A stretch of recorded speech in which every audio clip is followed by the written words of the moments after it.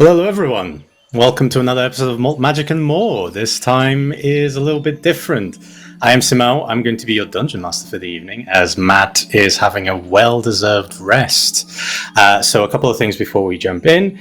We wanted to just give a shout out to the tools we're going to be using tonight, which are Hero Forge to design the incredible minis and portraits of the characters you'll be seeing tonight. Incarnate for the map design. Owlbear for potentially any combat and mapping that might occur. And then Tabletop Audio and, of course, Battle Bards, who we have a collaboration with. So if you want to use it in your games, you can access our Battle Bards code, and then you'll get a discount for our little collaboration with them. So, this is going to be an interesting one. We will explain a little bit more about the rules of the night. But yeah, I think it's time that we jump into Malt and Magic tonight.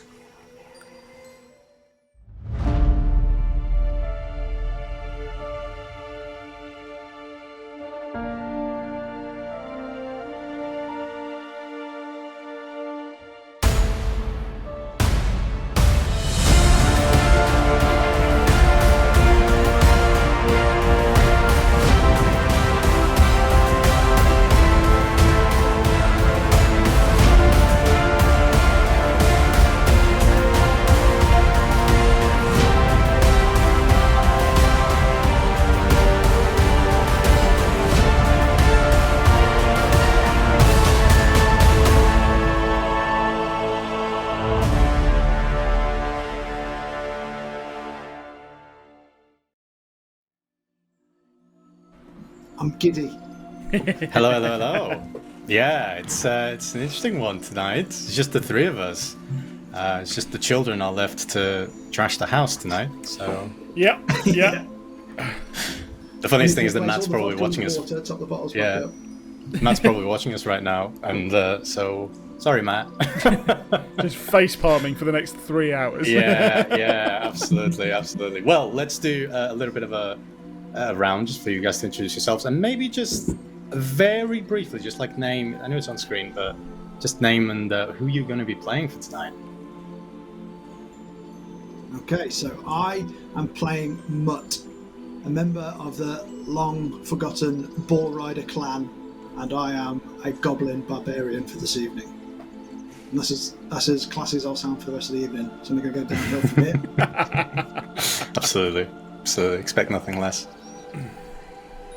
I am playing the character Rumbling River, but actually more commonly known as Smoke, a snow leopard Tabaxi Paladin, who has travelled down from the north, where she held a higher station, but is looking for something. Very well. So I guess we should kind of just introduce a little bit what people are about to watch. This is a level 15 one-shot. So we have two players who have spent, I've been told, the day today just looking over character sheets. So Yeah. So yeah, it's going to be an interesting experience. So if we have a little bit of a kind of slow start, or middle, or end, just because I didn't make it easy on these guys, and I just literally drop you into level 15, which is always fun. And for the rules of creation, you could have a uncommon and a rare magic item, I believe it was. So we will see what those are in a second. That was the hardest choice, you know. It was. It 100% was the hardest choice, and I'm pretty sure that I have at least one of them utterly useless. But I'm guessing. Guess we'll find out. So I think it's time that we begin. If you guys are both ready. Yes. Yep. Okay. So we begin our tale in the very prosperous kingdom of Craymore. It is a land kind of populated mostly, or at least governed by dwarves. And the dwarven house sits on the throne. You guys have been separately traveling through the majority of this kingdom for a while now. You have completed jobs here and there, but for most of it, both of you are astray. You are away from your homes for one reason or another. But in the last few weeks, you have heard from different sources that the town of Malador is to have a festival of the Living Pearl, is what they call it, and they were looking to hire some muscle, some security for it. And I will say that when you both arrived, you noticed that on your way into the town, there was kind of a large field to kind of your east, a little bit ways away from the road, actually, kind of a couple miles or more away from the road, that you saw was smoking. And both of you, being the people that you are, you would have known that this is probably the sign of a battle that has occurred. And we will begin with you guys making it into a kind of a small room. And this is the room of the mayor of this town, whose name I already cannot remember, Malt, who is sitting behind a desk, and inside of this room, which is kind of tiny, and this Malt is a kind of very thin gnome that you can see, probably about your height, Mutt, but definitely not your height, Smoke. Very much a lot shorter than you. And you can see that inside this room there are a couple of other individuals, most of them town's guard, kind of collection of humans and half-elves populating this, and they are wearing just kind of normal armor and just regular bows and arrows and swords. But there are two or three individuals in here that appear to be a little bit more like you, adventurers or former adventurers. And there we have it. It's happened. And as you see that these three individuals, two of them are tieflings, kind of reddish skin and wearing kind of cloaks, and then you also notice that the other one is a Goliath, kind of two long swords at his side and wearing heavy armor. As you are here, Imart kind of closes the door, sits at his desk, and says, "Well, thank you for coming, all. I appreciate that you have all made the time to come and protect the people for the Festival of the Living Pearl. I feel like it's quite necessary to warn you that we have had a battle on the outskirts of the city. A battle that has lasted for about a month now, but is now concluded, luckily. However, we've received tales in the past couple of days that soldiers faced a strange... Soldiers that survived the battle faced a strange event. They can't really talk about it. Most of them are in the infirmary still. But so we thought it was necessary, or perhaps prudent, to have security slightly more advanced than the town's guard. We've put a great deal of money into this, but Yes, I wanted to thank every one of you. The job is fairly simple. I simply would like you to stay around the festival and witness just see if anything suspicious is taking place. That is all. Do you have any questions? Yes. Excuse me. Or do you think there's any chance of any issues from these people you were battling in the east? I certainly hope not. This is simply a matter of precaution, you see. The battle had nothing to do with us or the town.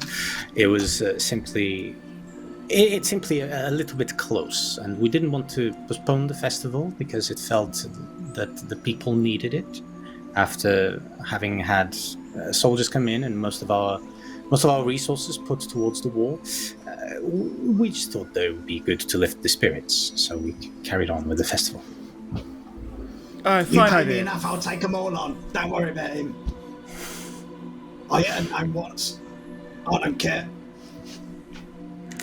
Well, no, the battle is quite finished, so we simply need you to walk around, keep an eye out, perhaps even enjoy the festival yourselves, but at least remember that you are on duty.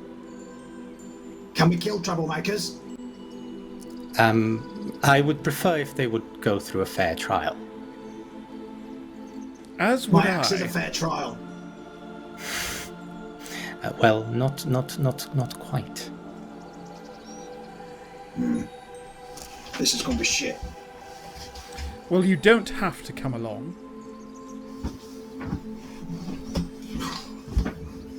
No need for that. I need the money. Yes, money. We are, of course, willing to pay each one of you 500 gold pieces for the job, and simply for the day. So quite a considerable amount. But you seem like you are quite capable of taking care of any business that might arise. Not with an axe, please. Quite reasonable. Quite reasonable. I'm not making any promises. Well, it was worth a shot.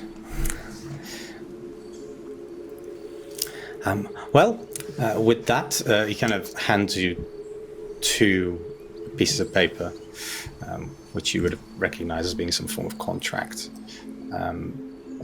Feel free to read it, and then sign it and hand it back, please. Do I get the money now? You can get half the money now. Good enough for me, and then I'll slice blood on my hand and stamp it where the signature bit is. There is a small gasp as Mutt just like, well, I had the ink right here, but I guess that serves, and kind of picks the paper, folds it nicely, and then places it inside of one of the drawers.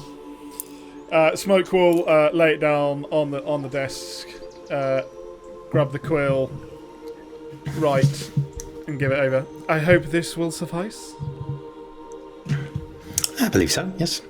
And picks it, puts it back in the drawer, and yeah, you are free to go.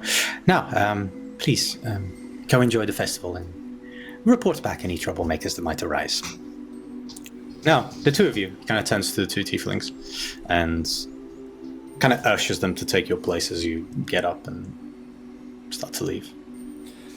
I'll turn to the goblin in front of me and goes, I'm sorry, I never caught your name. Matt. I'm sorry? Matt. Matt? M-U-T-T. Matt. Oh, Mutt. Oh, well, lovely to meet you, Mutt. I did, of course, want to know your name. After all, Earmont did want to know of any troublemakers. And I just thought it would be nice to know your name. Good day. That felt very passive-aggressive. I only deal in full frontal aggression.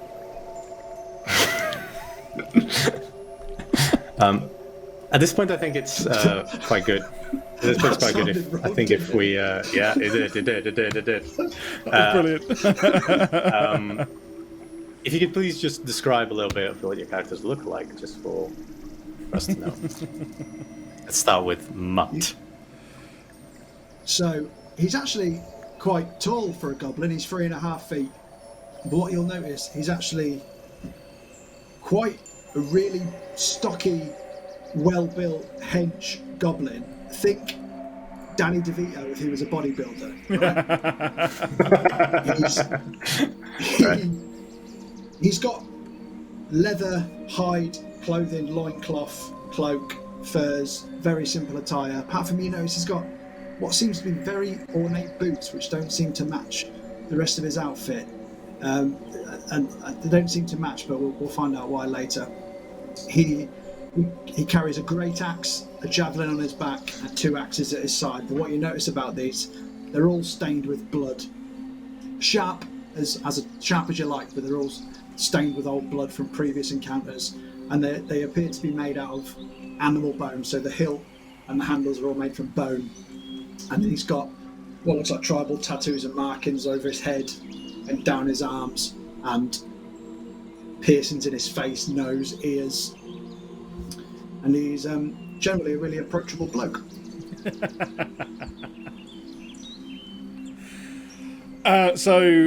Smoke is, like I said before, a snow leopard, but is wearing quite regal armour, quite well-made uniform armour, with a crest in the centre of it. It is very, very well kept armour, and is sort of definitely top half. But you can tell that it's designed to make sure that she can still run, and so yeah, it only stops sort of 3/4 of the way down. Got a amazingly looked after longbow on her back next to a quiver of arrows, and he's also wearing a gold ring with a purple gem on the front that's got these like curved lines and things through it.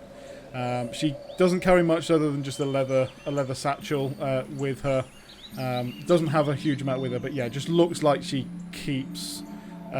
looks after herself very much. Oh, and has, bear with while I double check, I think she's got a couple of javelins on her back as well. Cool. Nice. So yeah, you leave the kind of large building that is the mayor's, kind of where the mayor's mansion, you assume, or office, and you come out to a kind of large town square, cobbles, stones, kind of making the pavement, and you just see kind of tents everywhere set up. Some of them like larger than others. You get the idea that people kind of just bring what they have with them, but also that this is a recurring festival, so people are quite well equipped. But you can see that right in the center of this town square, there is a large fountain with kind of the depiction of several races, kind of like Dragonborn and Tiefling, and some, you even see like a goblin in there, a human, and kind of like just this beautiful arches of water just emerging from it, and you can tell that it's quite looked after, quite well kept, as if it's really like the pride and joy of this town.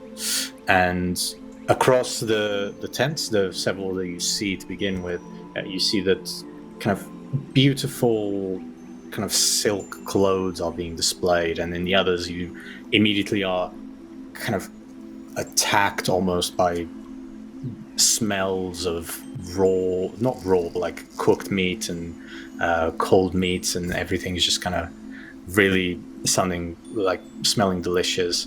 And then you see kind of further down in the distance, beyond the kind of fountain, that there is perhaps like a merchant of items of sorts, kind of like just unusual things, for example.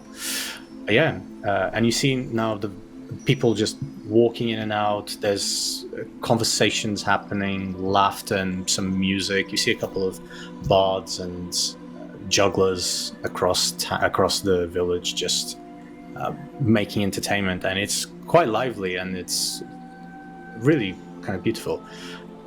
I'm going to ask both of you to roll a perception check. Ooh, first roll of the night.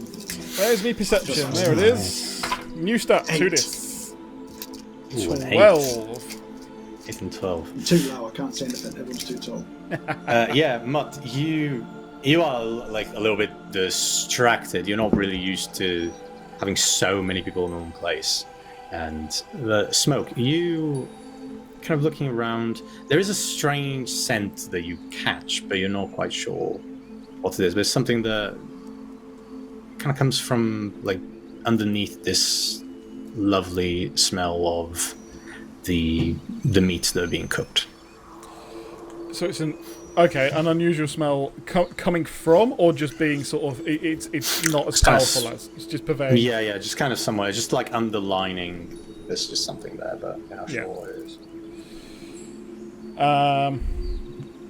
Okay. Where would you like to go, or what would you like to do?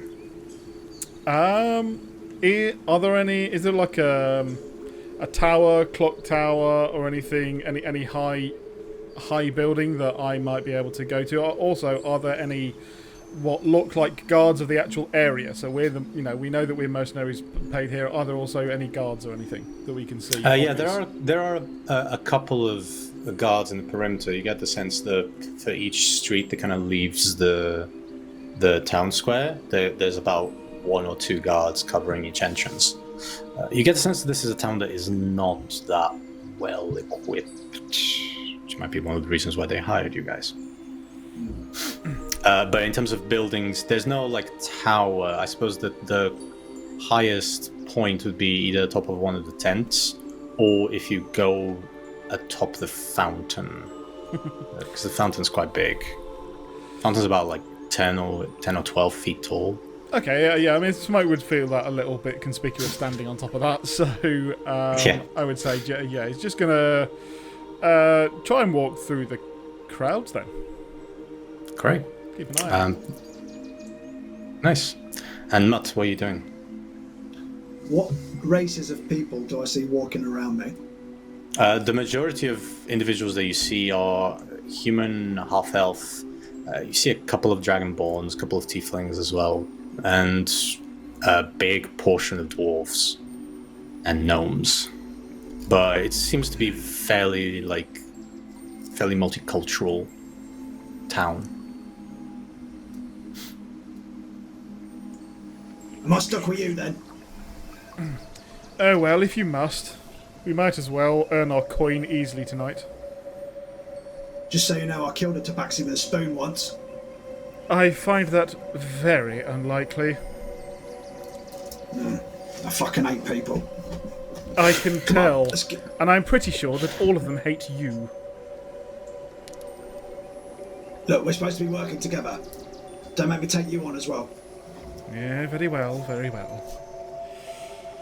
I'll keep an eye out up here. You keep an eye out for anything weird down there. What do you mean weird? The only thing weird is the smell coming from your crotch. That is not the... That smell is pervading from somewhere. It's horrible. Do not like it. Let's just try and find where that is. At least it gives us something to do. And then at this point, I will try and climb up onto Smoke's shoulder pads to see if I can see somewhere to eat. Must you really get that close? Good lord. I need to see where I'm going. Stay still. It's not hard to find some place to eat. There is a couple of kind of street food vendor type individuals serving again these meats that they're cooking. You see what definitely looks like a boar that's being just cooked under fire, and you see also there's definitely a section that has almost like the tavern just made its way out into the street, or almost like it was prolonged to still be part of the market while still having access to all the facilities of the tavern. So there's definitely a place to eat and drink. I would like to go over to the hog roast area and get myself some hog roast, please. Great. the individual in here is a very kind of sturdy dwarf that is cutting the hog not with a knife but like with a axe, like a hand axe. It's just picking up bits and just cutting them off, placing them into like loaves of bread and then moving them along. Quite quickly you notice there's a couple of other smaller dwarves, probably the children, just helping out, but they're being introduced to the trade. And yeah, so as they see you both approaching, the dwarf goes, "For the two of you." Sam? Yes, I will. He's paying. All right. I thought... Cuts 2 bits in the bread, passes the bread along, saying, "That's going to be 2 silver, please." I'll let you have just one. I'll let you off once, and then I'll pay, because to Mutt, boar is one of God's most gracious creatures, and they should be respected and paid for properly.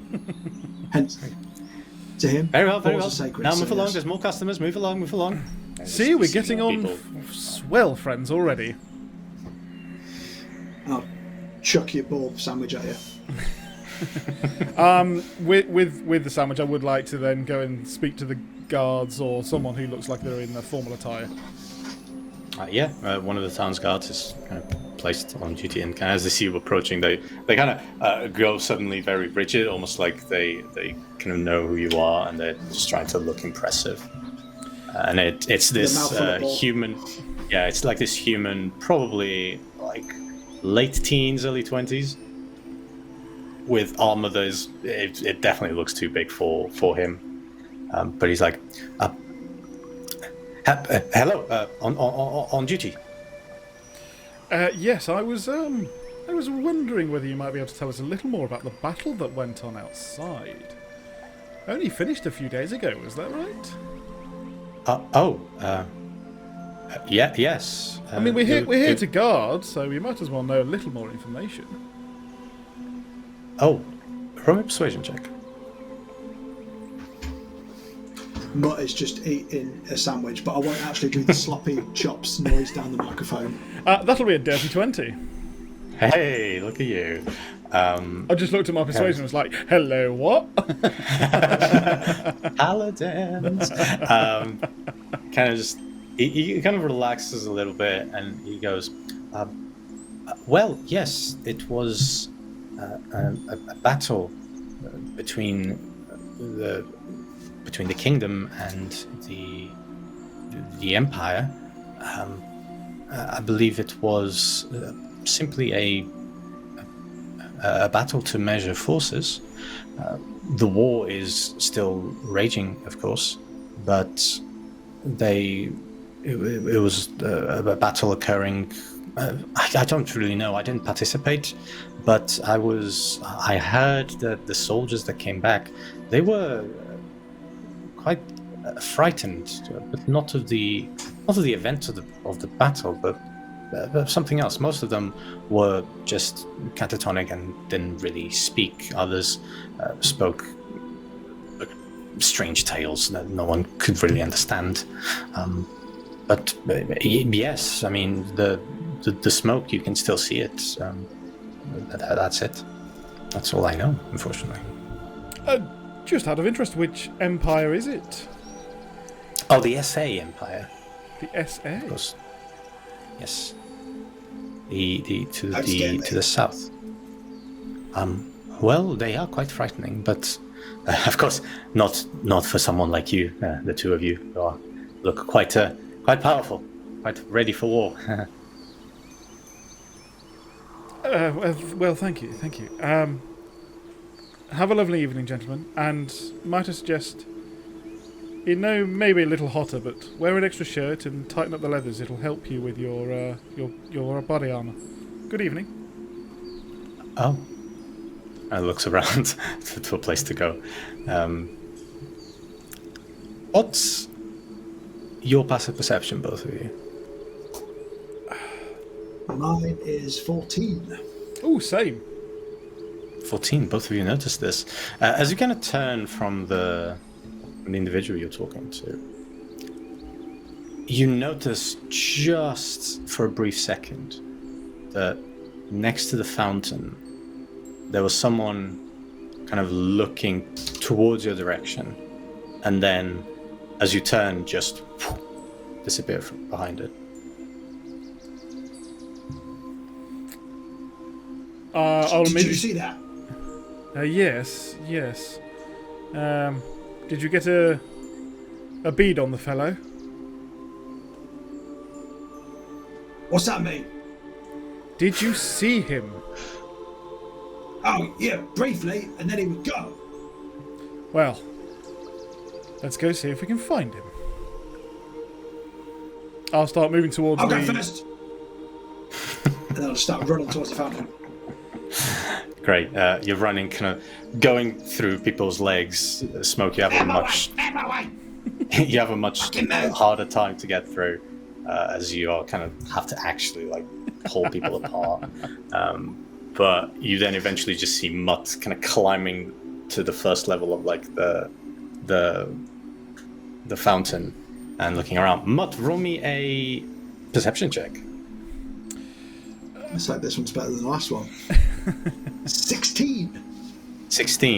You look around and there's already like so many people kind of moving in and out that you didn't get a good enough look on the individual to kind of figure them out. So as you look, you see people kind of moving away from the fountain, moving in, but it is hard to kind of tell where they could be.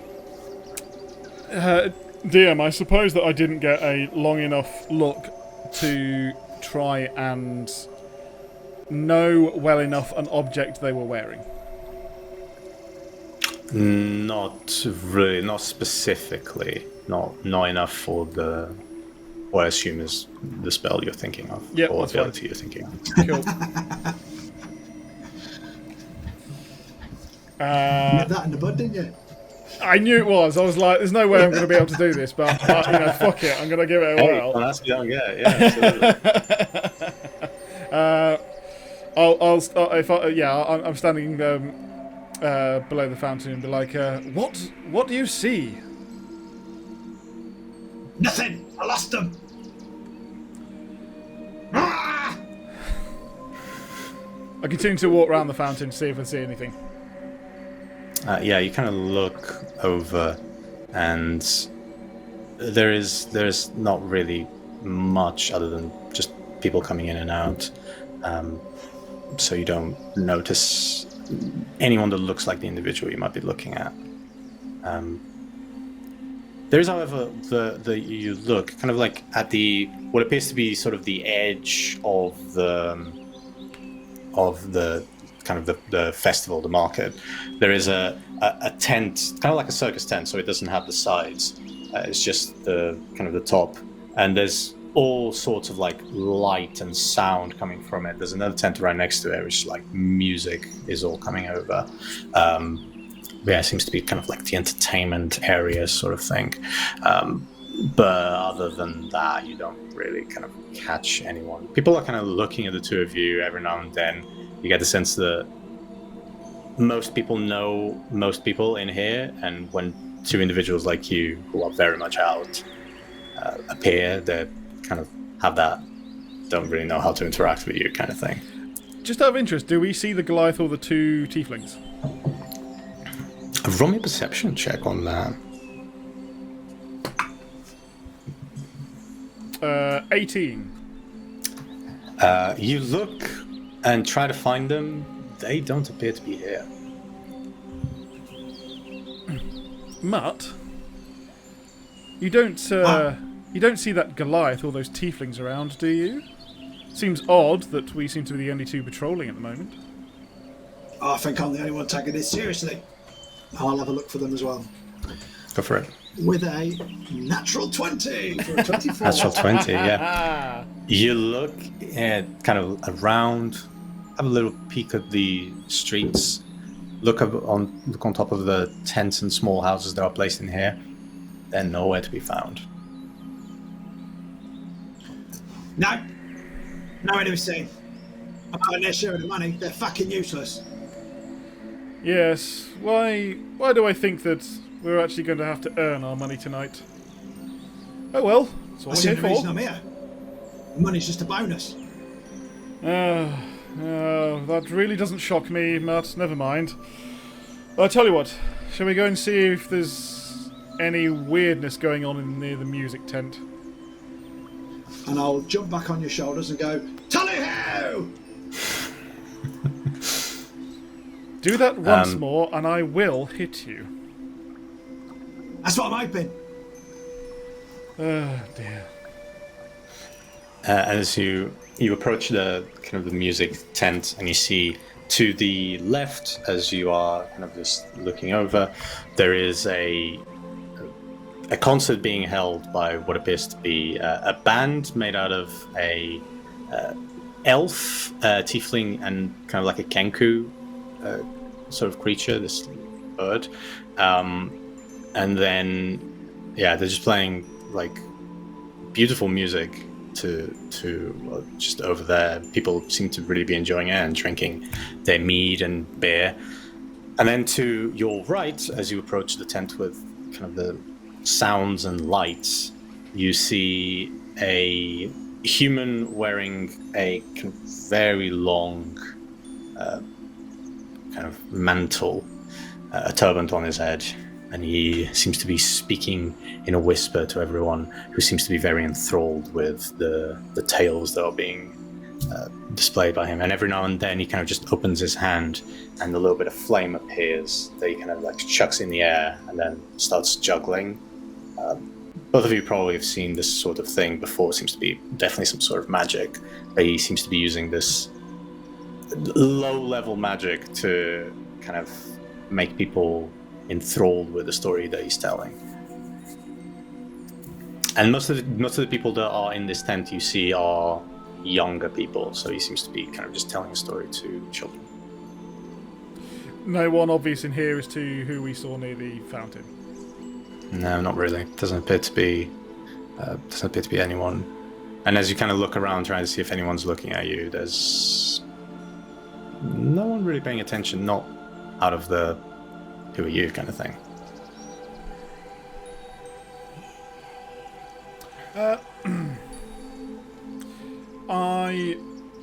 I'll turn around with my back to this crowd of younger people and just keep an eye back on the main crowd, the fountain, and all that lot. Cool. And Matt, what are you doing? There's going to be no trouble in here with these little kids. I'm going to go outside. And I'll go. I'm assuming I'm only really I'm only really standing on the outside of the tent anyway, sort of. Yeah. Yep. At the entrance or wherever. As you kind of make your way out of the tent, you kind of just look over. You like see and hear the concert, and you look over to the main square. And about like 2 or 3 minutes later, both of you notice that there is a figure kind of walking down one of the streets towards the fountain, fairly larger than the ones that everyone else that's here. Does it look like And then Goliath? No, like larger than that. Oh wow. And then that figure kind of splits into two. There are, well, split, like two more appear, as if someone is walking that is taller than two others that are behind them. So now there's 3 individuals kind of walking. One of them in the center is like taller than the other 2. But they are walking, and you start to hear first a hubbub and then screams as people are now, a lot of them, just running towards you as if they are trying to evacuate. I want to run towards the fountain and jump onto the top of it. Great. You kind of run, both of you kind of pushing people aside. people now terrified, you do see that as you kind of approach, that they are fairly close to the fountain, and what you see is this enormous kind of 15-foot tall like skeleton of a humanoid individual with kind of 2 scimitars, one on each hand, and you just see at the kind of tail end of one of the scimitars is a body of like a half-elf that seems to be recently slaughtered, as they are just dragging it on the pavement, and the blood is just trickling down. And then the other 2 that are here are sort of like humanoid in nature, carrying 2 great axes, but the head is the heads of minotaurs, and they are also kind of skeletal, as they are kind of just walking and just slashing at people that are running, that are not just quick enough to run away, as they are just kind of marching through. You see blood being splattered on some of the tents. People are now like full on evacuation mode, as they are just trying to run away from whatever this thing is. And as you kind of approach the main square, I'm going to need both of you to roll initiative, please. Hey! Yes! Oh. It did not take long. 45 minutes. Hey!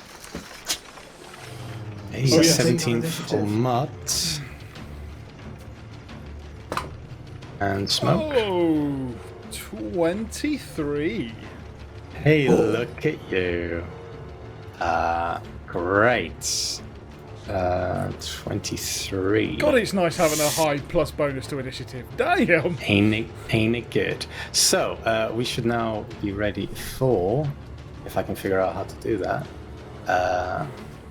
map. There we go. That's the one. Oh, God, that skeleton token is fucking cool. Yeah, that's the Wizards of the Coast one.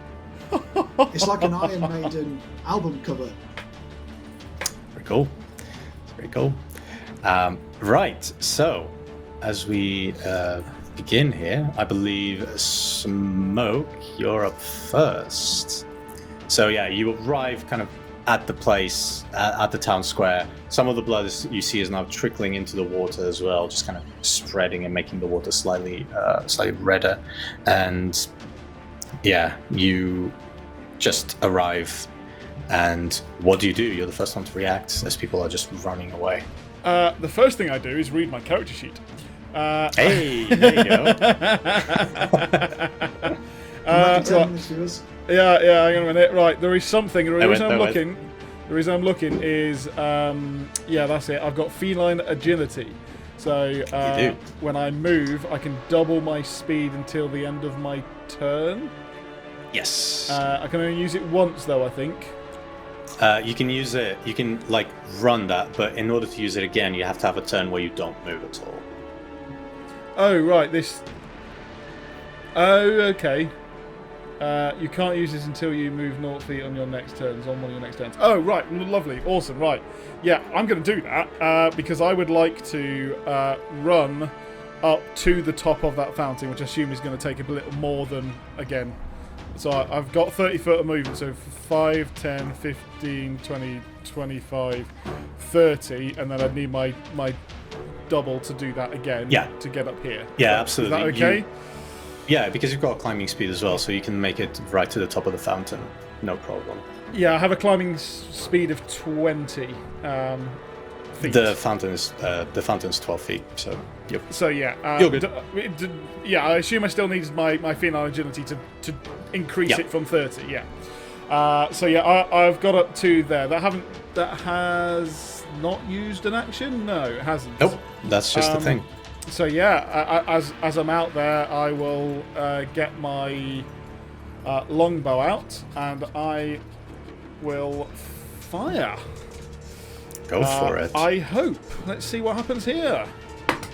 Dave's in a fight and he's far away. He's doing a ranged attack. It never happens. I mean, I'm not near it. This is a problem. This is a problem. Anyway, I'm going to fire at them. Might as well move that there. And actually, let's just make the map bigger. I'm just doing a couple of things at once.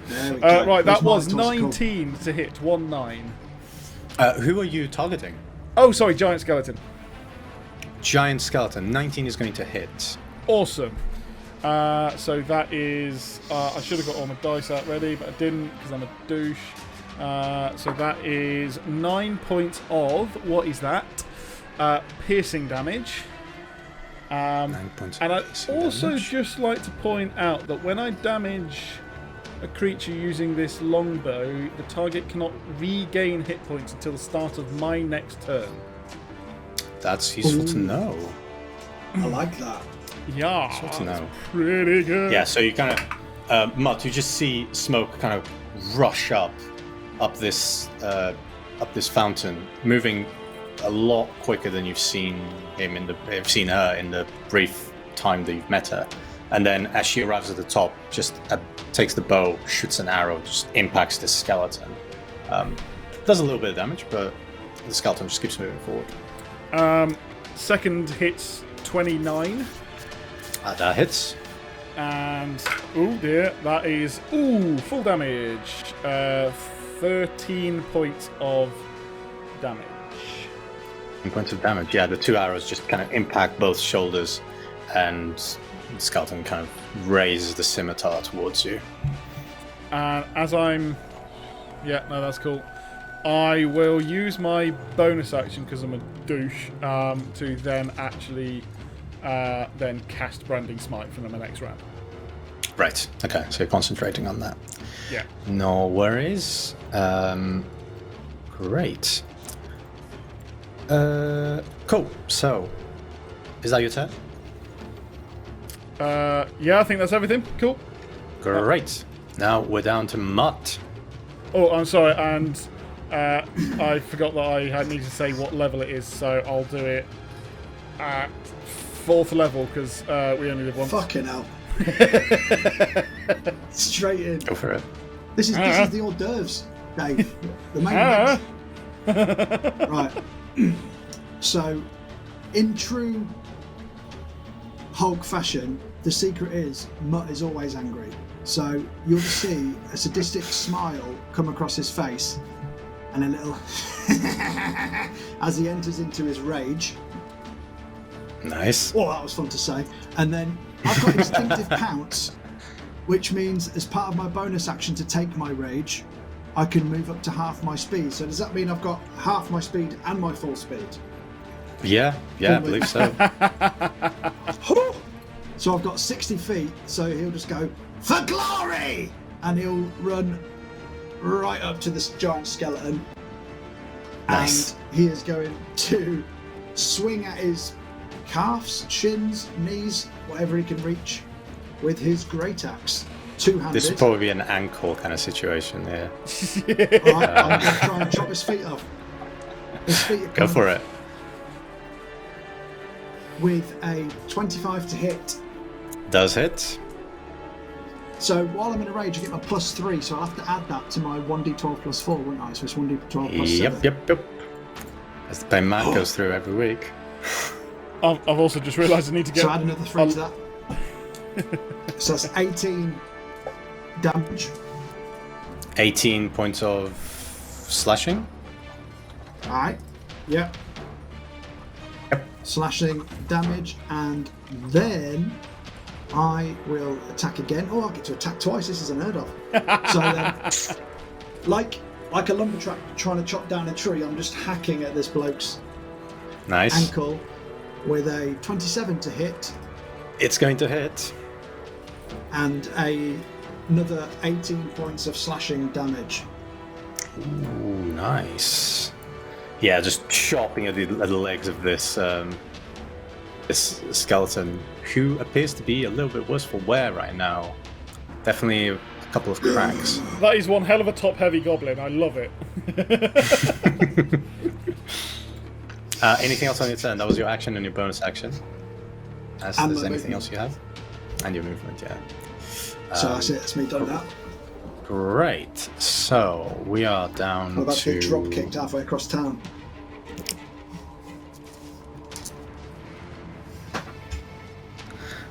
It is going to be one of the Minotaur's turn. This one is going to move. Oh, actually, I need to double check this. Yeah. 5, 10, 15. Kind of jump kind of into the fountain and then just come over here to reach. And it is actually smoke. As you see, this target just starts running, and with its head it's going to try and like impact you and knock you off. That is going to be a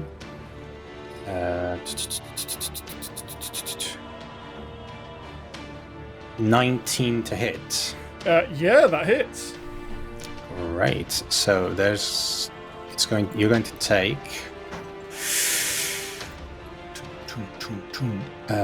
so that is 19 points of piercing damage. Yeah. An extra 7 points of piercing damage, and I need you to roll me a strength saving throw. Okay then. Strength saving throw. 14. 14 is exactly what you need. You kind of like get impacted, and you feel your small kind of hold. You feel it losing it, but then one of your claws, you just grab onto the top of the skull of this Minotaur. Then the Minotaur just kind of breaks off, and yeah, you are not knocked away.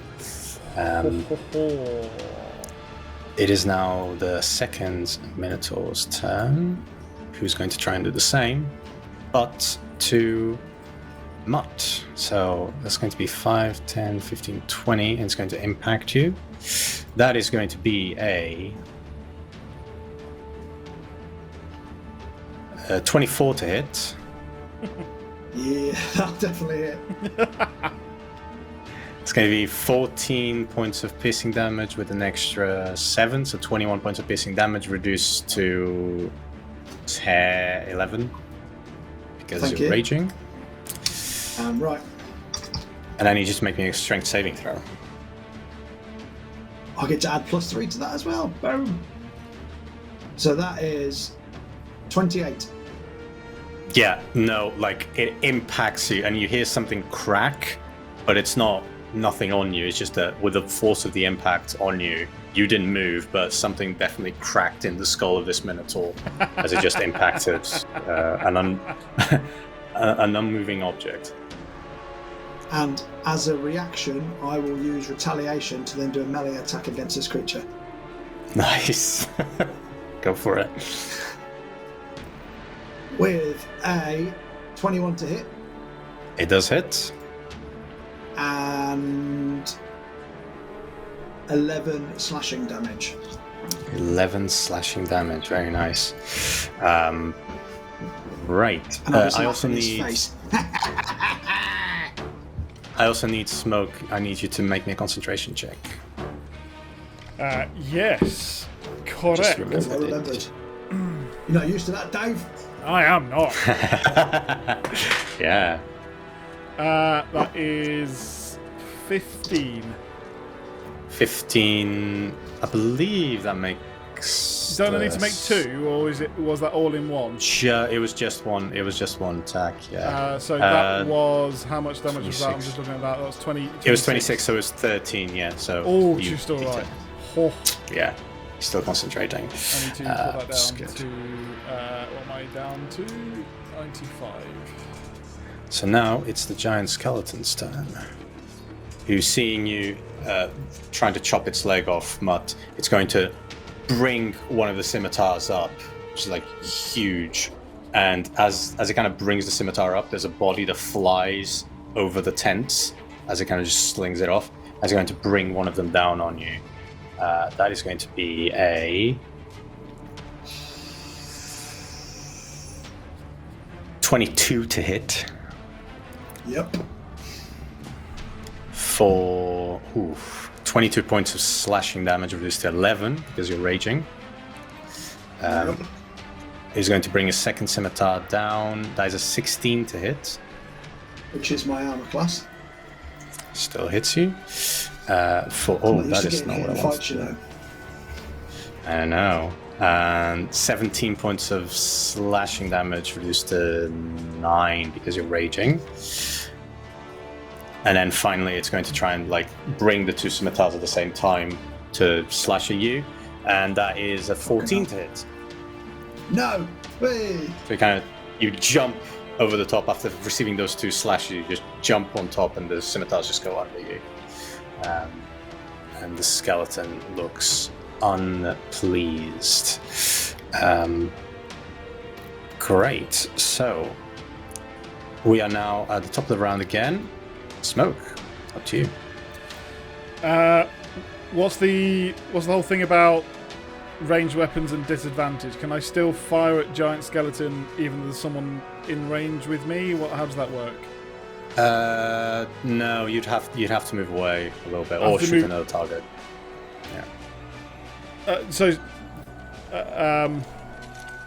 You can shoot whilst you're within 5 feet, but it is a disadvantage. To the Minotaur, but if I'm trying to shoot the giant skeleton, I don't have disadvantage. It's okay. Yeah, no, that's fine. Fine. If the target is within 5 feet of you, you get disadvantage. Lovely. Okay. So I will. I'll fire at the giant skeleton, and while I do, I'm just reminding myself on.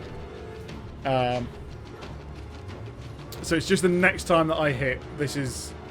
Yeah. I only get to use this sort of branding smite once, isn't it? Yeah. Cool. But let's see.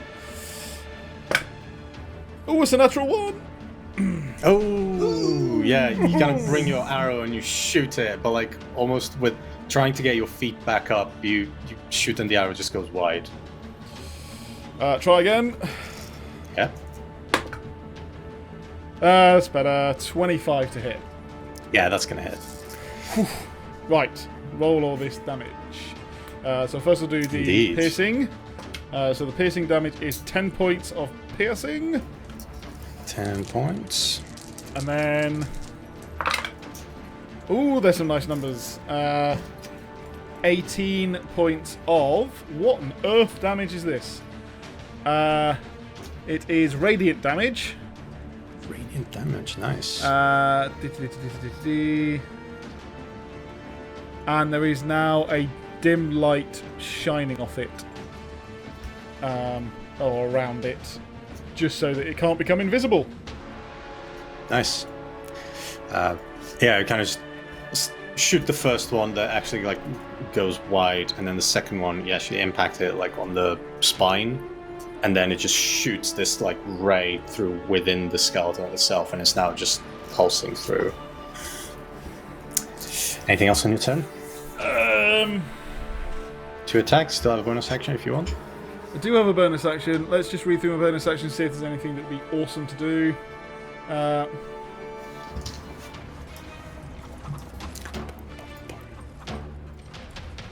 How do I use Channel Divinities? Where are they? They should be on features and traits. Just wondering how many I've got. So let's have a look. I think you've got 2. Should have. Yeah, I was going to say a couple. Yeah. Channel Divinities. Yeah. I've got 2 to use. Can I use them any time? Is that right? I think it's an. It should say usually it's an action to use Channel Divinities. Okay, I'm just going to use a bonus action here. Turn the Tide. So as a bonus action, each creature of your choice within 30 feet regains 1d6 plus 2 hit points. Hang on a minute.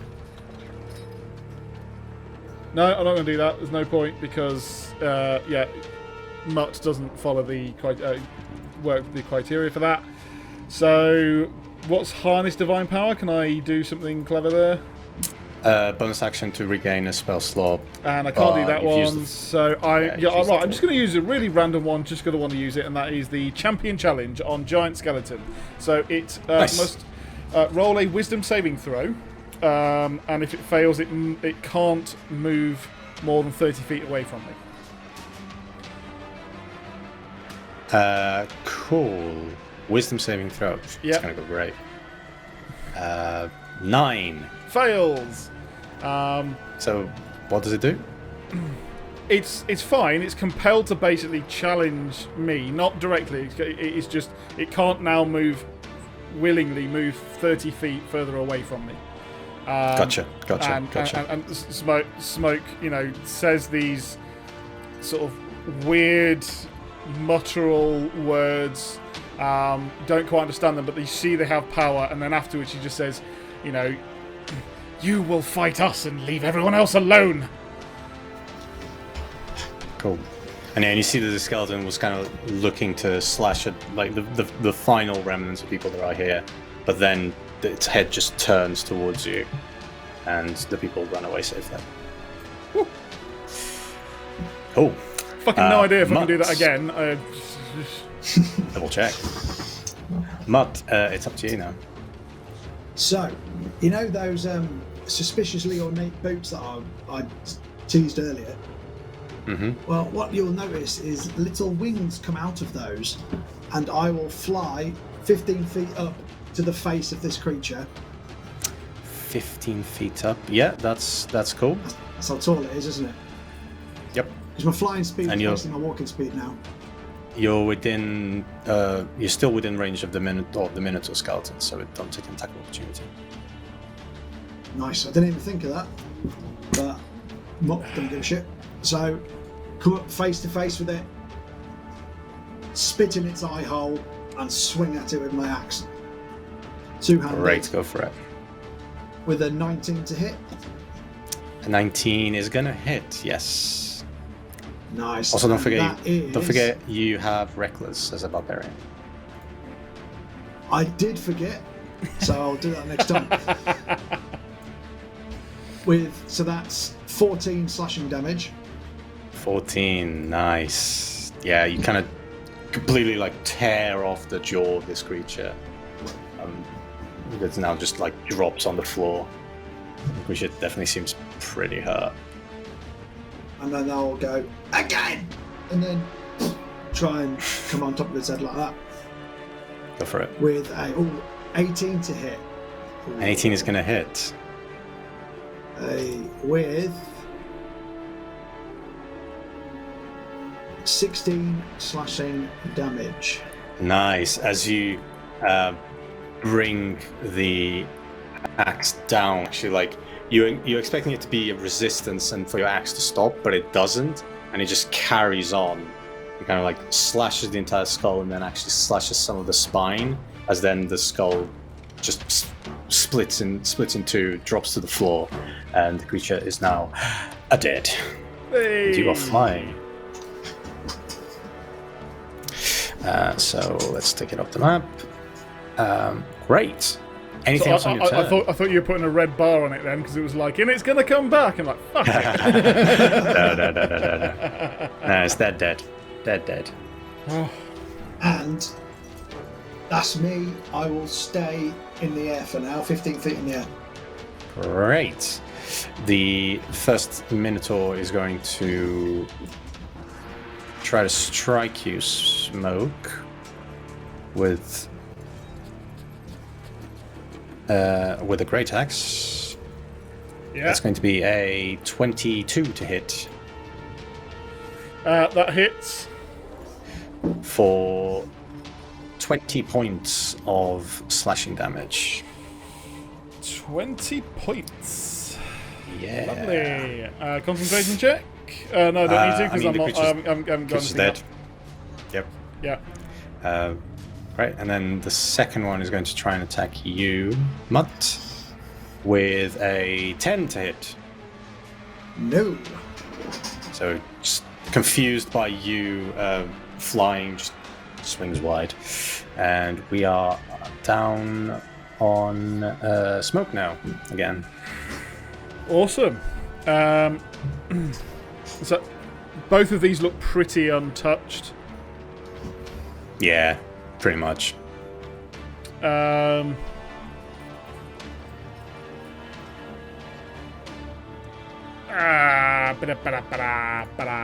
Doopy doo, la la la. Let's find out what I want to do. I will point my longbow up towards the sky. Some more weird mutterances and sort of these weird arcane sort of magical, not sparks, but like wavy things just like kind of burst out of the longbow, and then suddenly it just becomes extremely bright above us as daylight is cast straight down on me. Yeah, fuck it. Nice. Yeah. So that's going to be what? What's the radius of that? Hang on a minute. I may be completely wrong here. Have I just done a just normal thing? Hang on. 60-foot radius sphere of light spreads out from a place you choose. 60-foot radius. Yeah. I'm also pretty sure it probably isn't actually going to damage anything, by the looks of it. I don't think daylight does. It's just. I thought that was. I was probably thinking of dawn, wasn't I? Yeah. May I retract that, DM? You may. Thanks. You may. I've turned the lights on. Same description. Spirit Guardians. Nice. Spirit Guardians 3rd level. So that is obviously a 15-foot radius. Hey, look at that. Spirit Guardians, a multi-magic fave. Hey. So that is going to be... oh, I can see why this is a problem. 'Cause it doesn't actually do what I thought it would. Try that again.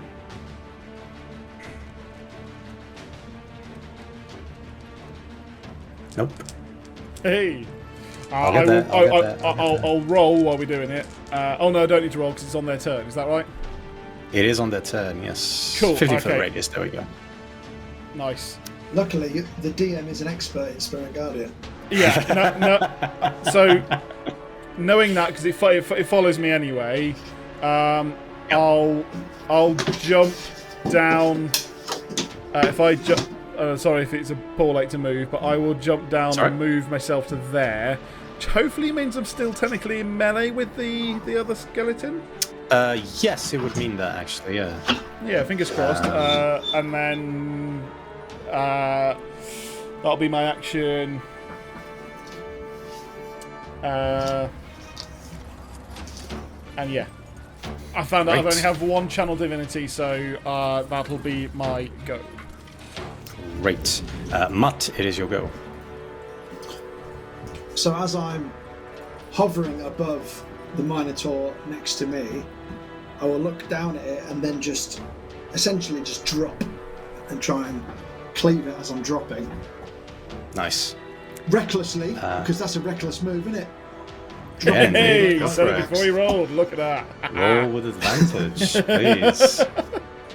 Coming at you with natural 20! Oh, wow. Oh my god. He's going to take it out. 29 to hit.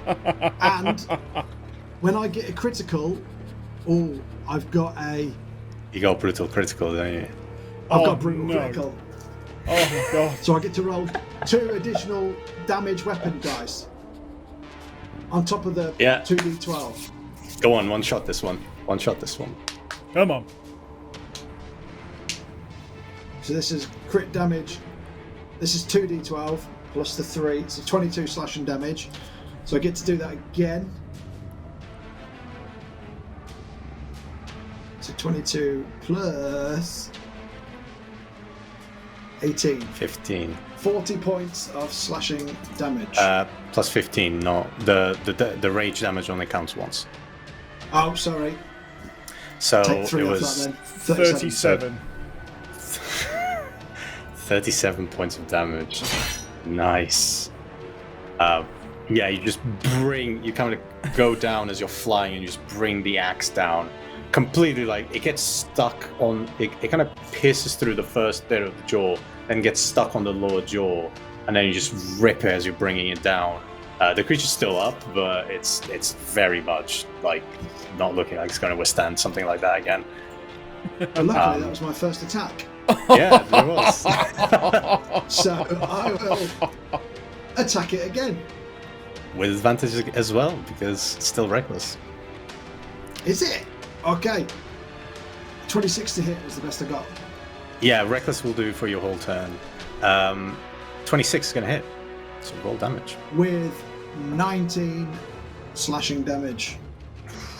Nice. Yeah, this time you bring it kind of down on towards the leg.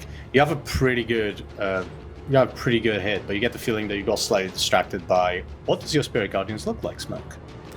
Oh, do you know what? I was just thinking that. I'm going to say that. Yeah, they're more. They look more like arcane symbols, weird runes, light blue, and they do seem to float around in this area. So that's what they look like. Great.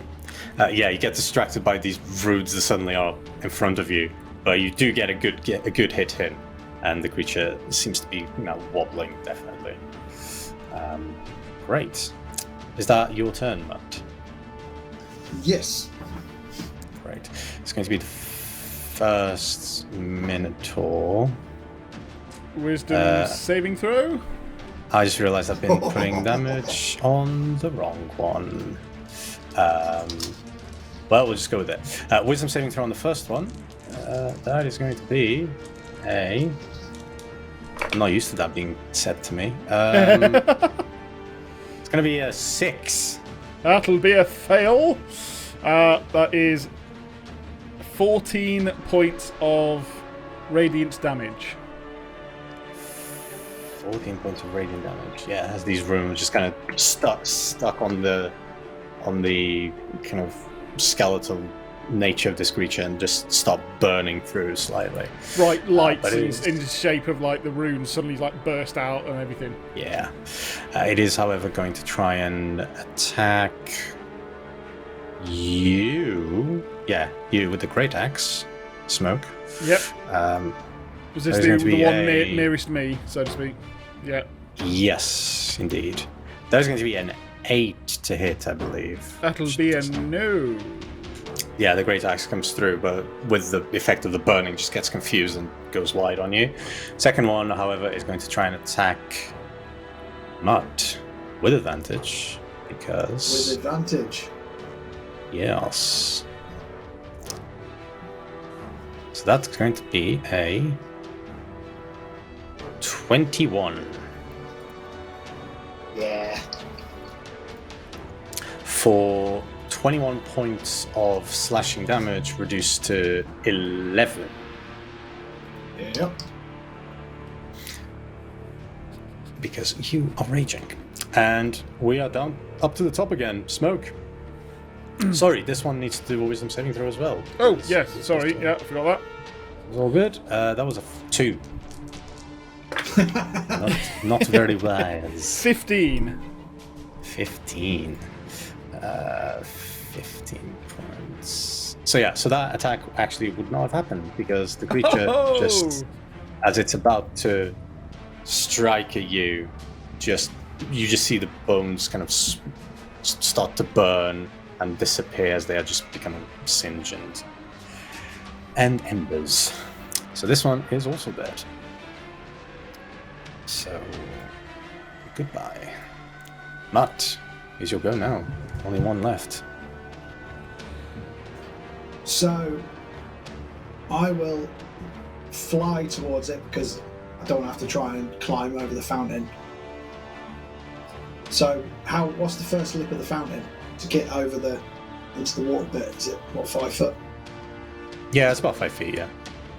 So I'll go up 5 feet and then forward another 5 feet, whilst flying forward with my axe like. Aah! Nice, go for it. Tick. 14 to hit. A 14 is going to hit. Oh, didn't expect that. With 16 slashing damage. 16 slashing damage, nice. And second attack? And I will do it again. Oh, 13 to hit. Still hits. Oh! Low Have a AC. wonderful time. They're just With- bones, mate. So the +3 I can add to every damage, can't I? Yeah, so 12 points of slashing damage. 12 points of slashing damage as you just slash at this creature twice, and then you kind of snap a leg off, but it puts whatever's left of the leg on top of the fountain barrier, so it's still standing, but yeah, it's on its last leg, literally. And then I'll drop into the water. Nice. Assuming it doesn't drown me. Well, we'll see. I just completely realized I skipped Smoke's turn, so go ahead. Okay.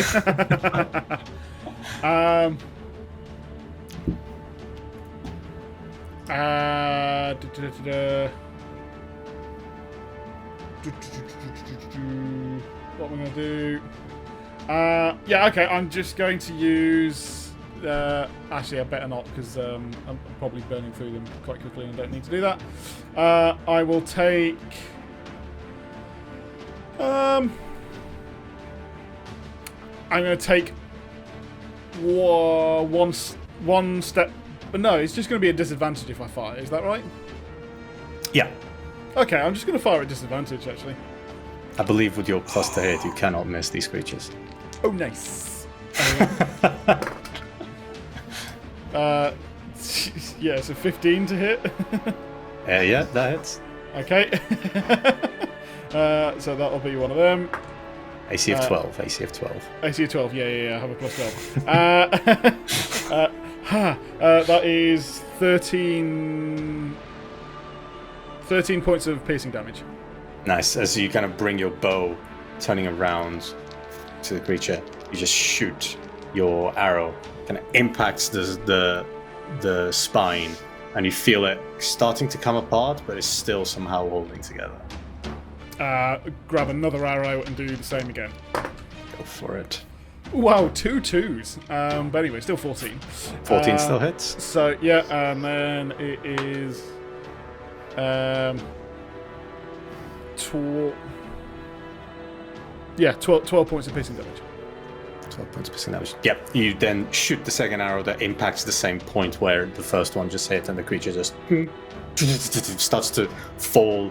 Mutt, as you kind of come out of the water to try and get some air, there's a bit of skull that just drops right next to you, as you then just see the rest of the skeleton just break apart, and we are out of combat. Ooh. That was fun. And I think It's fun to that's going to attack. that's going to be a good point to take a short break, and we'll be back in about 5 or 10 minutes. Hey.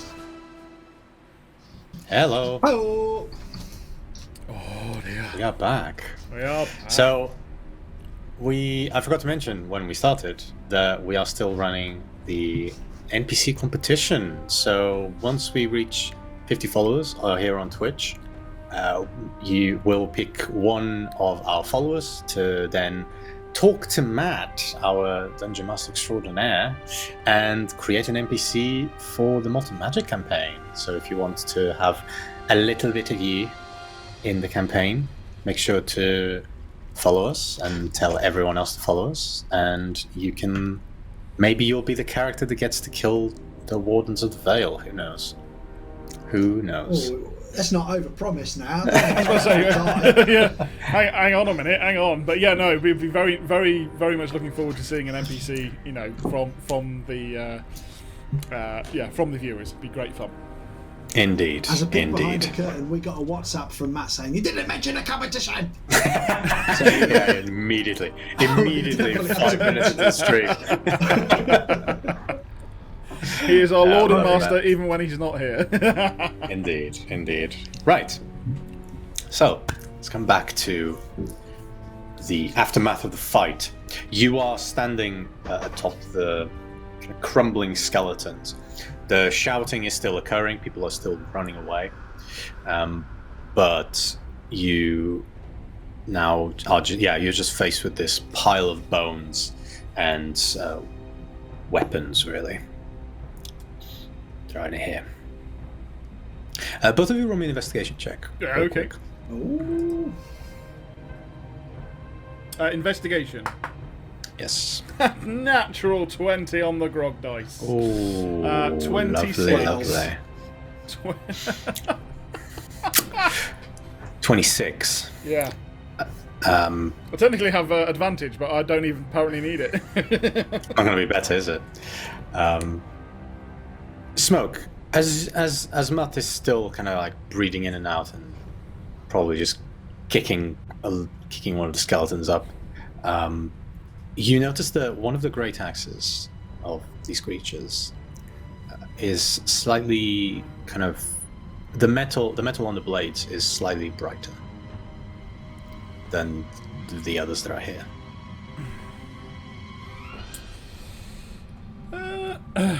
Oh yeah, I'll pick it up. Have a look. Cool. You pick it up. We're taking trophies, are we? And then I will put the Minotaur's skull on my head. Nice. Take whatever you want. I was just curious about this one. Looks different. It smells from really you, neat. I changed my mind. from you just a straight. Roll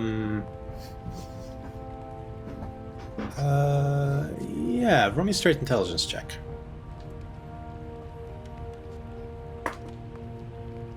Ooh, terrible 7. 7. You kind of look at this axe and the metal on the blade you're not familiar with. It's definitely like very, very sharp, but one curious thing that you notice is that you've definitely seen this this kind of minotaur skeleton impact both Mutt and other individuals, but whilst the wood on the great axe is stained with blood, the metal doesn't appear to have kept any coloration from it. Seems to all have just like disappeared off. Not quite knowing what else it would be, I'm just going to find somewhere on my belt or back to sort of take it. What was it? A great axe or something? Yeah. Maybe it wouldn't then. Yeah, probably looks a bit heavy, a bit big for me, big heavy because I'm quite a slender build. So It's quite big, but it's not that it's like big. It's just sturdy and wide. yeah. So do you have any use for this Mutt? I just want to say, I don't like a lot about you, but I like the way you fight.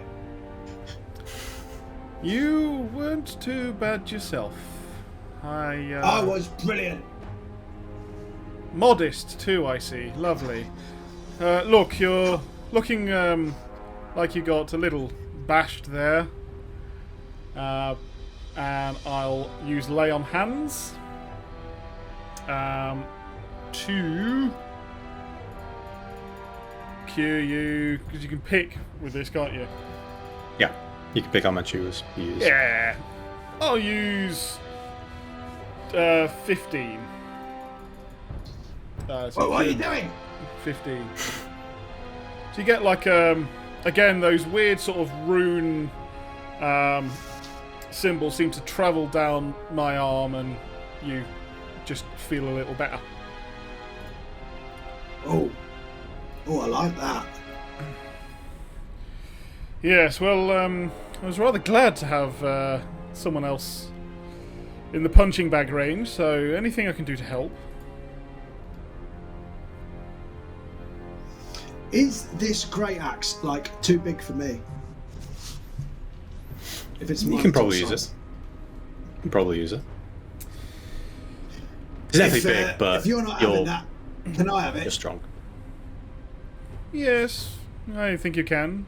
Sure. By the way, Danny, did you actually... There was like 11 points at the end of that fight you didn't take, I think. I was just thinking if I gave you 15 points, or did I miss an amount on my sheet? I think Amau took 11 off me pretty much every time, so I think I went 11, 11. I was probably 11, right. 9, It's not right. I was probably just 11. behind. Ignore that. Yeah, I was down to 100, I had it as. that's fine. I've caught up. Can I lay on hands myself? You can indeed. Sweet, I'll do that as well. Yep. I will do 15 as well. So do I, as a connoisseur of great axes, does this axe appear to be anything special to me other than a trophy of victory? Yeah, roll me an investigation with advantage. Or an intelligence with advantage, even.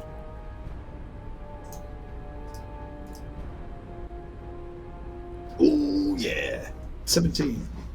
17. Yeah, this metal is very much familiar to you. You've heard of it, and you probably have been with individuals that carried weapons of this type. This appears to be an adamantine weapon.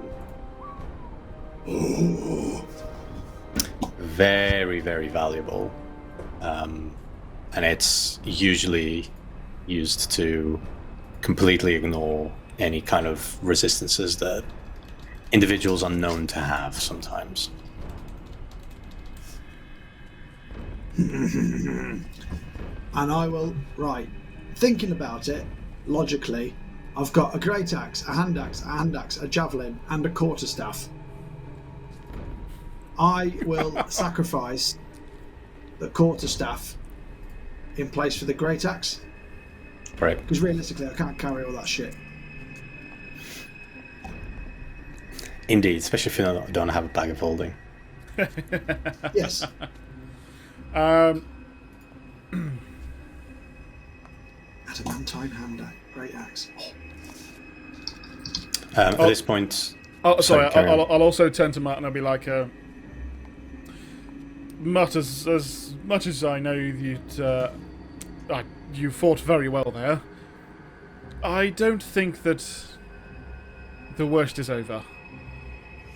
We either need to find where these came from or they're going to come and find us anyway. May I give you a little bit of assistance? What do you mean? That'll do.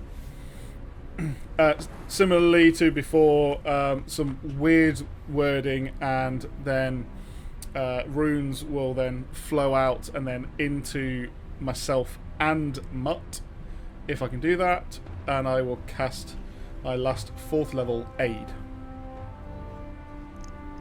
I believe I can do myself.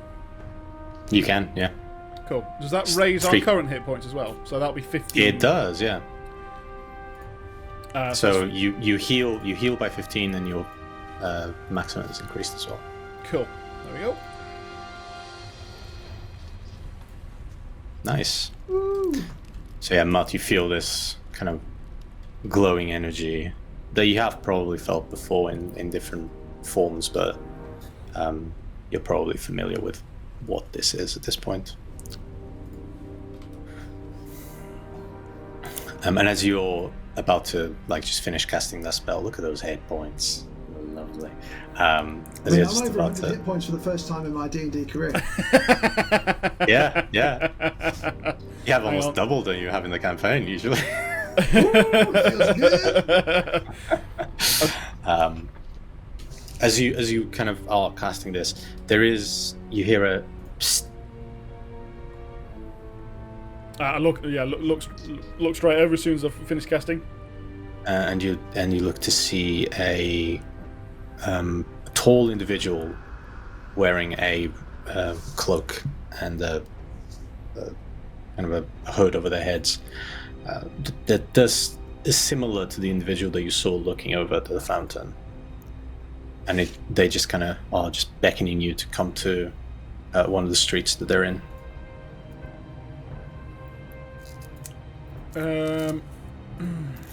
I don't trust him. I'll fight him.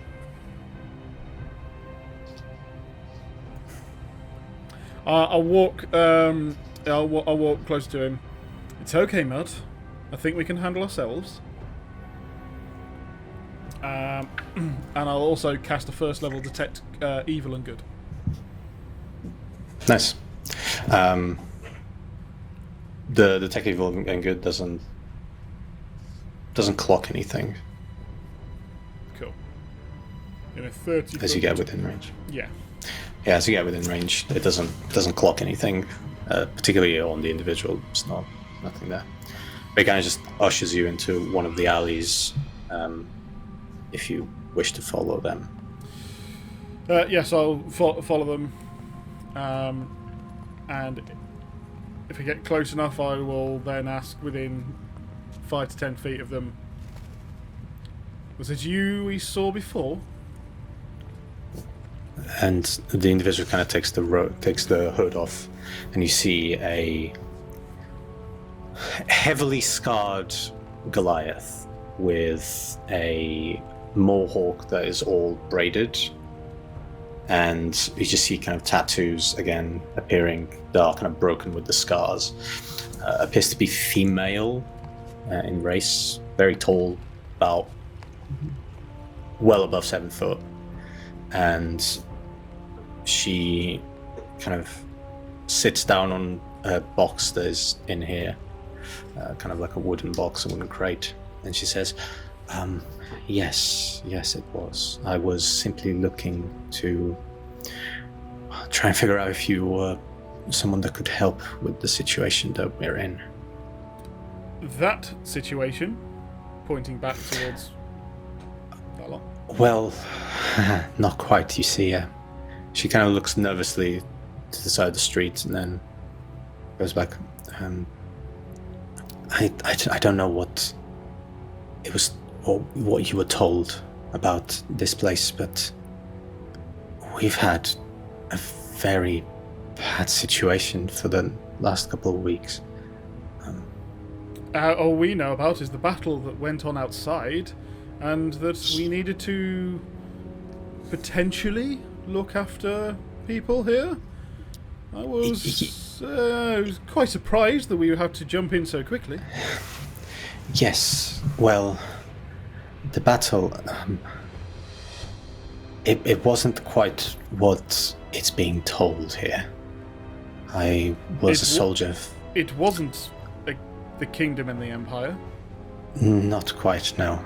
That's how it was perceived, and that's what most of the soldiers thought, myself included, but I had a moment to reflect and think back, and when we arrived there, the army, we were faced with a singular individual standing there, and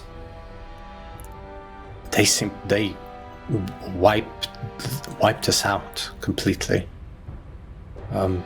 We were caught by surprise and we didn't know what we were getting into. But I survived by chance. I had one of my fellow soldiers fall on top of me and I could not move. But what I saw afterwards was horrible. It was some sort of monster that was gathering the corpses of the fallen and place it upon themselves. And it was simply collecting them. Have I ever heard of a creature such as that, or anything? Both of you roll me Arcana checks. 7. So how do I do a better Arcana check than you? 12. Shit dice. Never heard of anything that behaves like that.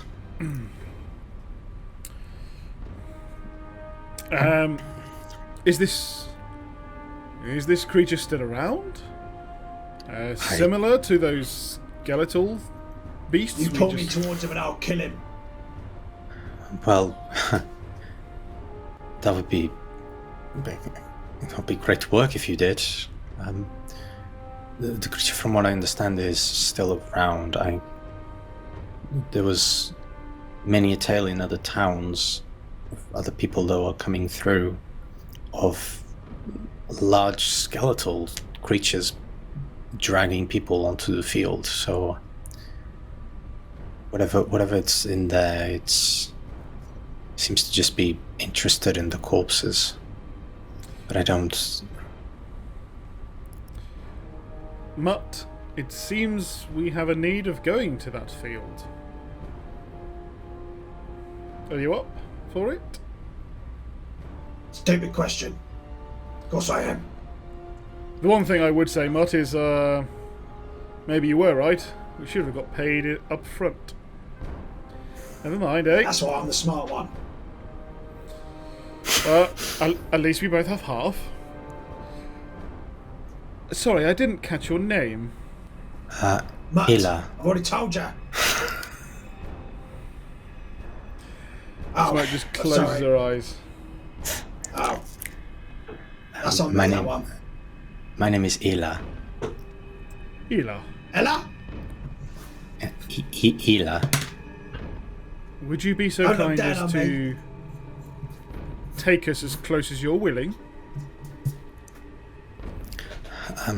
Yes, of course, I can get you. I can find a path for you out of town. Please follow me. She kind of starts going through some of the side alleys and smaller streets. You now kind of hear, as you're walking, the town's guard seems to start cleaning up the main square and try to usher people out of their houses to come back to the festival, with varying degrees of success.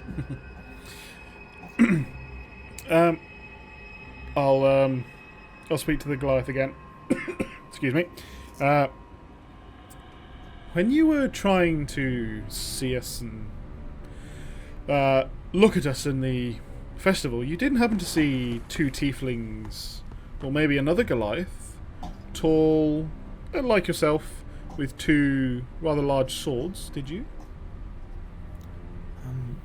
I did see them leave the mayor's office, but they were heading north somewhere. Are we heading north? Do I know? You are heading south. Heading south. Very well, thank you. Thank you. There is you walk for about 15 minutes, half an hour, and now increasingly, Smoke, you start to get that scent back that you first caught at the exit of the mayor's office, and it's getting stronger. And then you recognize that might be the smell of corpses, or kind of, particularly burnt corpses. Mutt, do you smell that?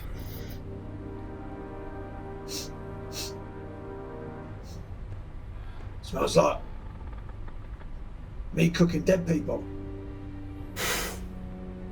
Yes, that is what I surmise as well. By the sounds of it, the smell of it, we are unfortunately heading the right direction. I hope you can hold down your boar sandwich.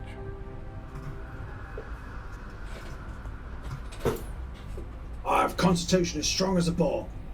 Excuse the pun. And then I look up at the Goliath and I'll go, "Can I ride on your shoulders?"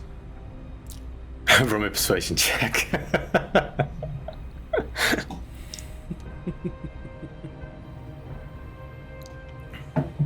16.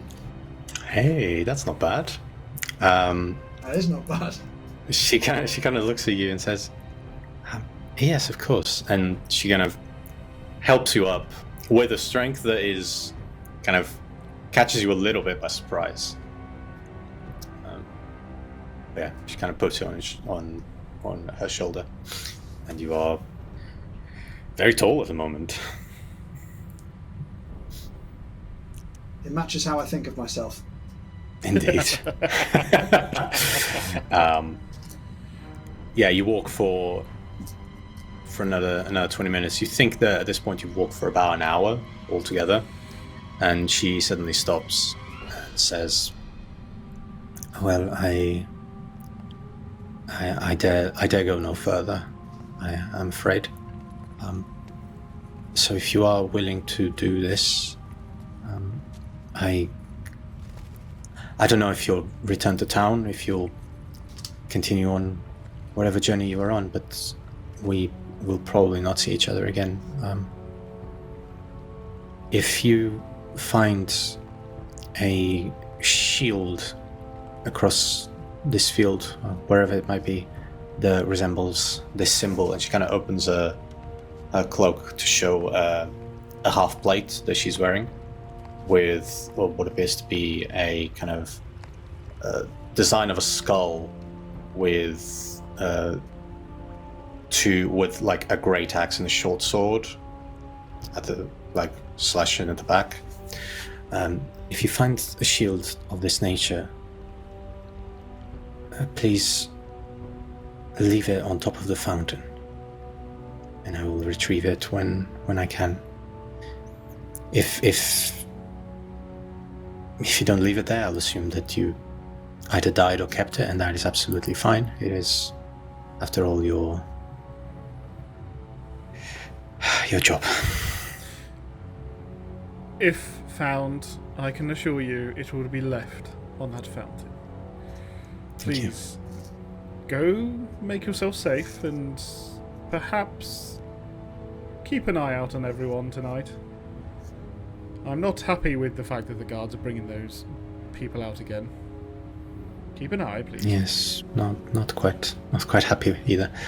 Yes, I will keep an eye out. Thank you. And she kind of... Thanks for the lift, and then I'll kind of cascade down her cloak. It's quite all right. Quite enjoyed carrying someone. She kind of turns around, starts walking back.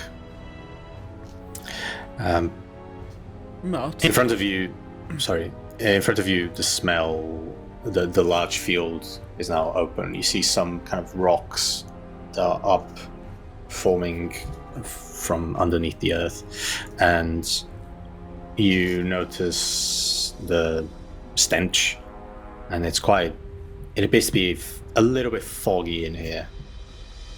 Yeah. Mutt, are you good at being quiet? Do you think we should have the tactical advantage of not being seen or heard? I am like a mist in the night. You won't see me or hear me coming at all. Insight check. against your persuasion or deception, whatever you want to roll, depending on what you're doing. 16. 9. In his head, he's telling the truth. Alright. But I haven't persuaded you of that fact because I'm on persuasion.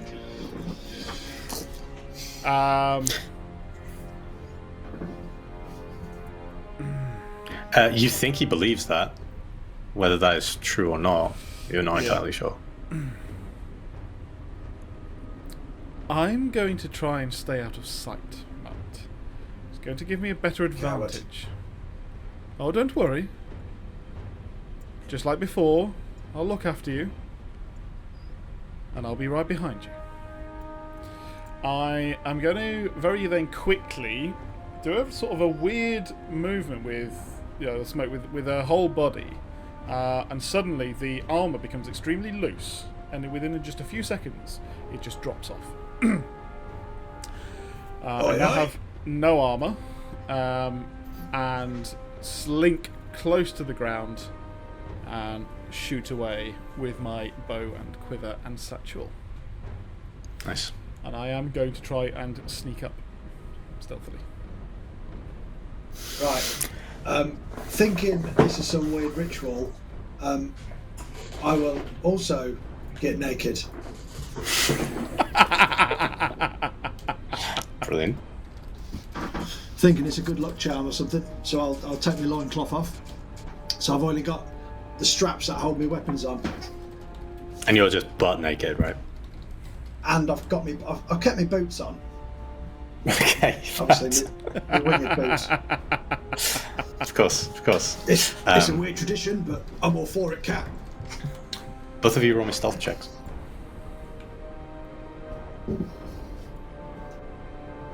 How's this going to go? Not too bad. 13. 13. 17. No, sorry, more. Yes, no, 17. Sorry, yes, that's one.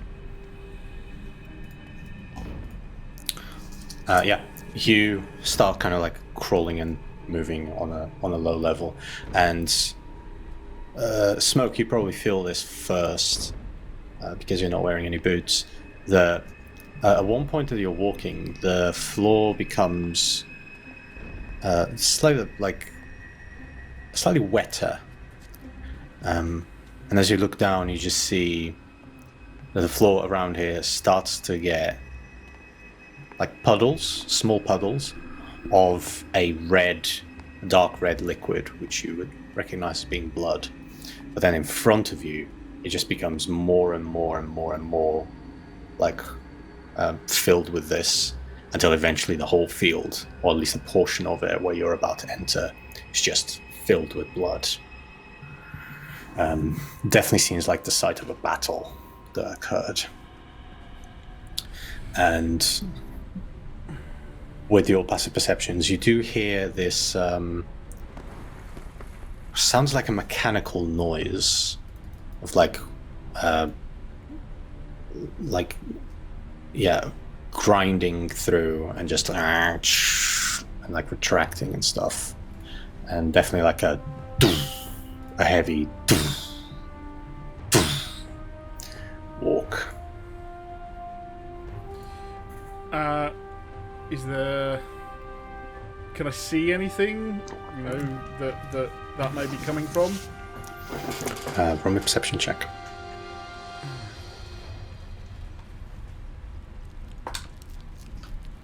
Ooh, nice. 23. 23. You kind of look at Mutt, and then you rise up a little bit, just like over one of the rocks, and you see from a distance where you are, you must assume it's about 10, maybe 15 foot tall pile of bodies. And you see some kind of crows circling the top, and in front of that pile is just this huge hunk of metal with like swords and shields just like piercing through its own armor, and you just see it kind of reach out one of its large arms, grabs one body, slings it over the back, and just impales it on one of the swords that's like coming out of the back, and the blood just trickles, and then it just places the hand down, moves back to another one, slings it over to one of the shoulders where there's a great axe there, and just impales it there, and you just see it on its back. It's just bodies everywhere. It's just this creature just carrying these bodies and gathering more and more and pulling them over to the back. With the swamp of blood, can I actually walk through it or wade through it, or am I still having to swim here? No, you can. It's only like half a foot, if that. Okay. It's not like a puddle. It's not like a lake of blood yet. So okay. There's a layer of blood over the top. Is this creature like 100 or something feet away, further away? Depends how close you want to get to it, I suppose. But yeah, I'm gonna say that at the point where you first see them, they are about. I'm gonna say. Still check map wise. This is just one creature and we don't see anything else. Just this massive thing. Yeah. Not anything else. The creature's about 75 feet away from you. Cool. In order for you to see. Can I still see Mutt? You can, yeah. Mutt can be right next to you, or can be ahead of you, depending on how you want to split them. I've gone on my own way, so I don't know what Mutt's doing. I am trying to also just find some... Is there any cover? Are we talking mounds of bodies? You know, or are we out in the open here? There are some rocks that are kind of like make their way kind of up the ground that you could probably hit behind. Yeah. But yeah, you don't see any bodies apart from the ones like ahead of you, between like further beyond the creature. Where is Mutt then? Where does Mutt want to be? I am just walking towards the centre of the field. Essentially towards where the action is. Yeah. All right. So I'm actually going to wait then. Okay. Matt, roll me another stealth check. Ooh, actually, both of you bad. roll a stealth check. Yeah, okay. 5. Oof. 5. Okay. 21. 21, you're good. You kind of stay hidden. Mutt, as you are walking towards the center of this field, you are walking and walking and walking, and then suddenly you step on something and you just hear a crack as something snaps under your foot, and you just look down, and there's a skeleton underneath you that you just pressed on the rib cage, and it just... You can just look up, and the creature that's standing over the body stops moving, and you just hear the head kind of turning. It's weird, like the whole body kind of turns, but first is like the whole head turns 180 degrees, then the torso, and then the legs, almost like completely split, and the creature then just clocks you immediately, and what you see now is just this hunched over creature, mechanical parts everywhere, a face that is like literally just 2 bits of metal with 2 eye slits, and then 2 shields right to the side of it, as it kind of just looks over at you and just starts marching over. Can I fire an arrow at it? You are hidden, so let's all roll initiative, and you'll have a surprise round. Cool. Let's get you on the map. What'd you get? Map. 19. Nice. Oh, I like the map. Thank you. 19 for Mutt. 15. 15 for Smoke. Very nice. Should we have a map up? Yeah, let's go for it. So Mutt doesn't know that stuff is happening still. So Smoke, we start with you. Awesome. As you get the first attack because the creature is unaware of your presence. Yeah, cool. Plenty within range. Got 150 foot range. Roll that with advantage, please. As I'm going to do that, then may I use, and I will say it before I attack, a 3rd level Divine Smite. Absolutely, yes. Cool. Hell yeah. Hell yeah. Okay. Changing how Divine Smite works. Just because I've gone range for giggles. Okay, so that is advantage. Oh my god, that was so close. Oh man, that was a natural 19 as well. So 19, 31 to hit. 31 is going to hit, yes. Thank god. So that's that. Now, we were just looking, it was some D8s, 3rd level, so that is 5D8, because it's... No, hang on a minute. It's 2 for 1st level, 2D8. And we've got an extra D8 on top of that, because we really realised I had the improved So Divine it's Smite. 5D8, yeah. It's 5d8, yeah. Yeah. Okay. Cool. 5d8 so, with improved Divine Smite. Yeah. Yes. 1, 2, 3, 4, 5. Just getting them ready, and then I want to also put some battle music on while I remember. I'm going to do a d8 plus 5 for the. So it's 8 points of piercing damage from the actual bow itself. Your bow is magical, right? Yep. Cool. And again, it can't regain any hit points until the end of my next turn. Sorry, how much damage? How much damage was that? Sorry. 8 points.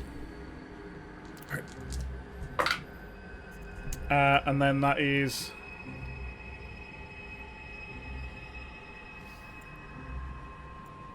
25 points of. Is that radiant damage? Yes, 25 points of radiant damage. 25 Great. points.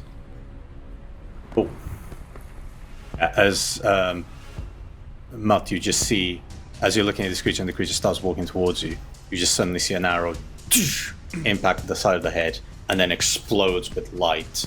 So just before that, I've whispered something into the arrow, and it's kind of like I've branded the arrow itself and not my weapon. Nice. And then just kind of impacts, and you just see the light almost like travel through the creature and just comes through the spaces between the armor. Presumably, I can shoot it. I'm shoot again, but I've lost my hiddenness now, so it's just normal. Correct. So it's 27 to hit. 27 is going to hit. Awesome. So this is just 9 points of piercing damage. 9 points of piercing. Nice. And that was, wherever it was. Sorry, Divine Smite is a bonus action. Is that right? Divine Smite just happens, so you can use it more than once in the turn. I think. Look at me. No, I'm all right, and I don't want to burn through my spell slots. Not used to this. So just have a quick look at my bonus actions. No, I will actually. Can I, as a bonus action, harness Divine Power and get a 3rd level back? You can indeed, yeah. Awesome. Let's do that. Hey, sweet. Oh, that seems so OP. Love it. That'll be. I'm gonna stay where I am. No, I'm not hidden anymore, am I? So you I'm are gonna not. move. No. Is it difficult terrain to get over the stone? You have a crawling speed, so no. 5, 10, 15, 20, 25, 30, and I'm gonna finish there. Nice. Cool. Is that your turn? That's my go. And because you started it, the creature has a turn now. Because you just hit it, so combat has started. The creature is going to.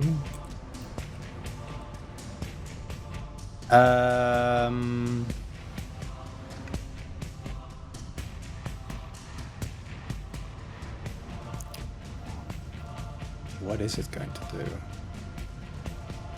Well, it's going to do that to start with. Immediately as it gets impacted, it's just going to move right next to you. Smoke. And... Cock.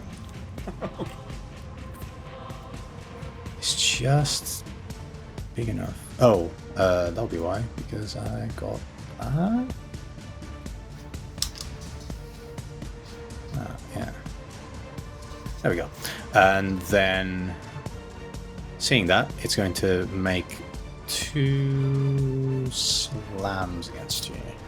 It's going to bring a fist up, and it's going to punch you for a 28 to hit. Yep. You're going to take 15 points of bludgeoning damage. Yep. And then with that, as that impact occurs, you then feel something siphoning like almost energy out of you. And you get 15 points of necrotic damage on top of that. Yikes. That wasn't fun. Second attack is a 11 to hit. Oh, no. It's not, it's a natural 1, so, you know. Sorry, the dice was hidden. So So a natural one just fails. The second attack kind of goes for you, but like the first impact kind of hit you and you went almost on one knee, and because of that the second attack just goes against the stone and then pulls it back. So we are top of the round with Mutt. So I will say, she beat me to it again, as he goes into his rage. I can't find that adamantine great axe on D&D Beyond. But I want to attack with it. Yeah, it doesn't have any special properties, just apart from being magical in nature. So you can use your great axe as well. So roll on my normal great axe, but pretend it's magical, yeah? Okay. Yeah. So I will use my instinctive pounce. Nice. No, hang on, I don't need to now. 5, 10, 15, 20, 25, 30. No, it's in within range now, I don't have to. So I can just charge right up to this creature, and I will then swing at its feet to try and chop it down. Reckless, no, yeah, fuck it, reckless. So that's with advantage, which then gives me a 21 to hit. 21 is gonna hit. With, 9 slashing damage.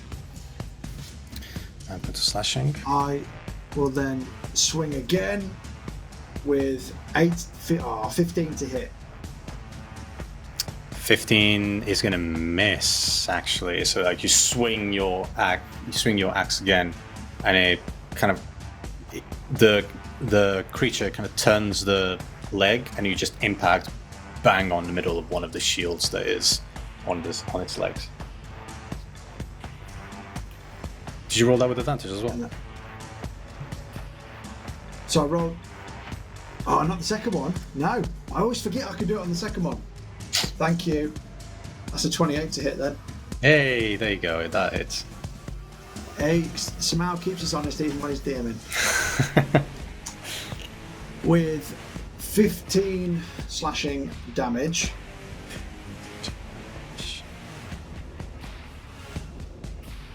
Nice. I will then anything else? Use Fury of the Small Yeah. to deal an extra 15 damage. Nice. Very good. Yeah, you just kind of impact it again, and this time the creature kind of certainly feels it, and then on that second swing you just put a little bit more weight into it. You just impact it completely. Anything else on your turn? That's it, thank you. Very good. Smoke, up to you again. I'm going to move my hands in a weird way. Some runes will start to show up, and then I will speak over them the word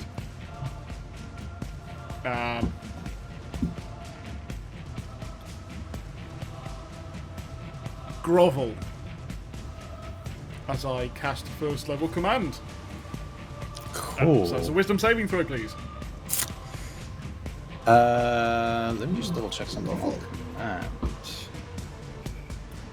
Yeah, probably not going to work on this creature. Just double checking. Does it have ears? The target has no effect if it's undead, and if it doesn't understand your language. It may not. But it works on Is it? It's not construct, is it? Trouble is, I think it's an undead construct, so I think it's not going to work. What's the save? Sorry. It's a wisdom save. 17. Oh, that's saves. That was a good roll. You kind of say the word, and you feel that the creature kind of turns to you and actually resists it, but you think you get a sense that resisting the effect was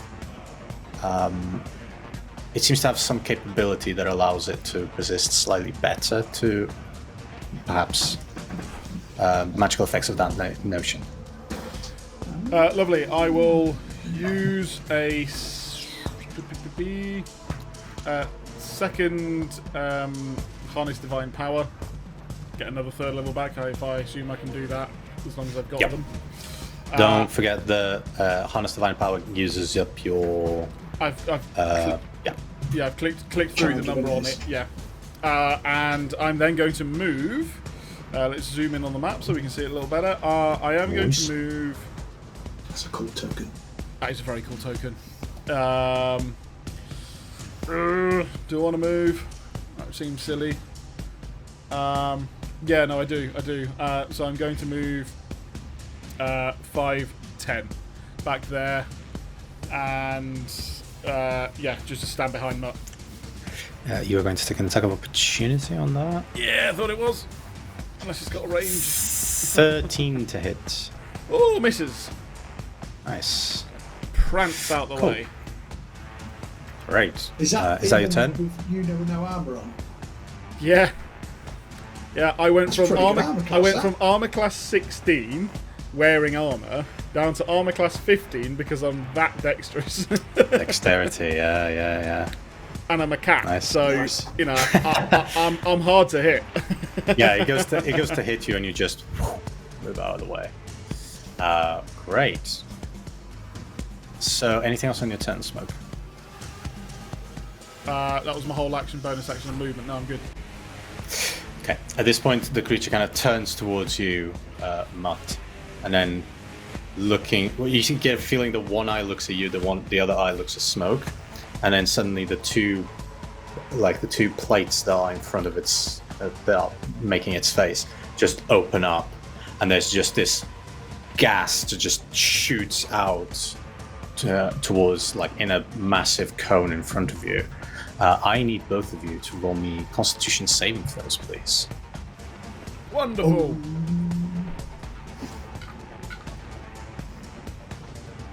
22.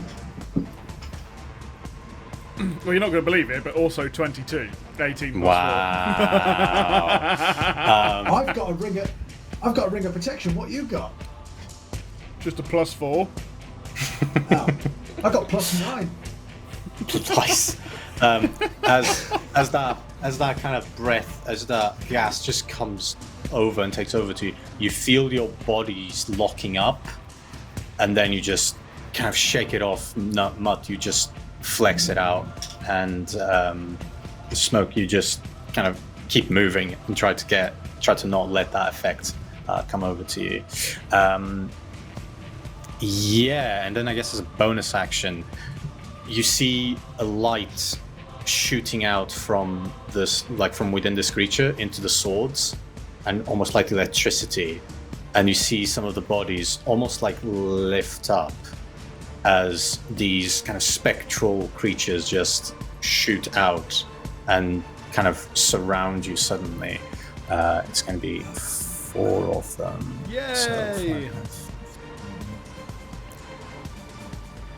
5, 10, 15. There's only one creature on the battlefield. Never mind. It's never one creature. It's never just one creature. So.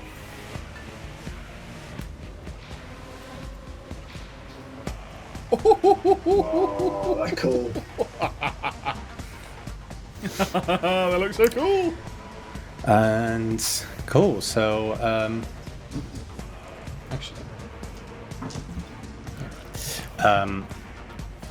actually, I forgot that it's not 4. 4 is what I. It's 2 That's better. because of stuff. So let's pop them there. Oh, there and there. And so it's 1 and 2.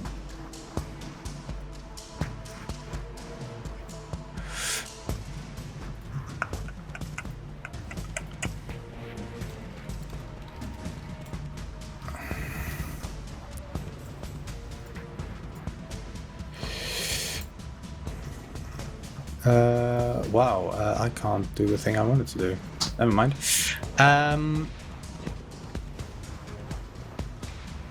Cool. So one of them gets to attack almost immediately after that. Oh dear. Cool. There we go.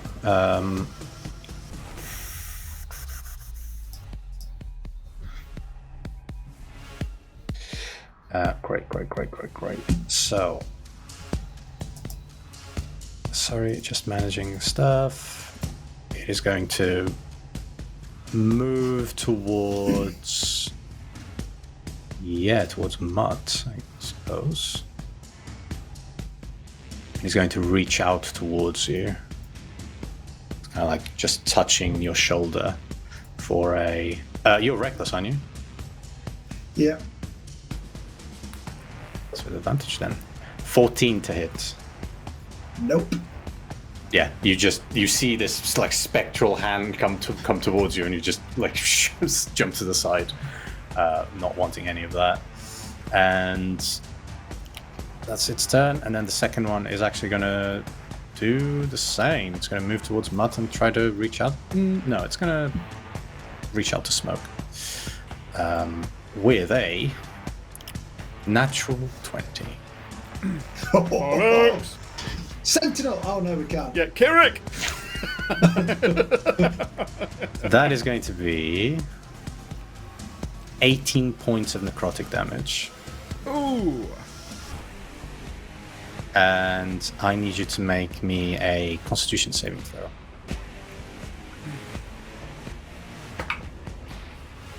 Damage isn't as bad as I thought it was going to be. 18. 18. You're okay. You feel that this creature like grabs you on your arm and tries to pull some energy from you, but doesn't quite manage to. So you are taking 18 points of necrotic. Yep. And it is Mutt. So, having it just tried to gas me, you'll see me, I suppose, froth at the mouth a little bit as I go into a frenzy. Yeah. Nice. But reading it properly, while ranging, I can choose to frenzy. You can make a single melee attack as a bonus action on each of your turns after this one. So I can't do it this round, but rounds after this, I get an extra attack essentially as a bonus action. Oh, because you use your bonus action to go into frenzy. That makes sense. Yeah. I think you do anyway. So it's when I read it, it says I go into a frenzy and then I can use my bonus action to do extra attacks after this one. So I take that to mean on my next turn. Yep. Would you interpret that the same? Yeah. Yeah, I think so. That'll be the one. I will then swing at the big bad metal bastard. Go for it. My 26 to hit. 26 is going to hit. With damage. 9 slashing damage. 9 slashing damage. And then I want the bigger bad. I don't care about the two spectrals, so I'll swing at the big metal bastard again with a 21 to hit. Does hit. And that is 12 slashing damage. 12. You didn't go reckless this time, right? No. Anything else on your turn? Gonna impact it twice, and the creature is definitely hurt. You see bits of metal just break off. Yeah. And then I will fly up so I'm eye level with the creature 15 feet into the air, or however high it is. 10 feet, yeah. Yeah, 10 feet. Great. Awesome. It is Smoke's turn.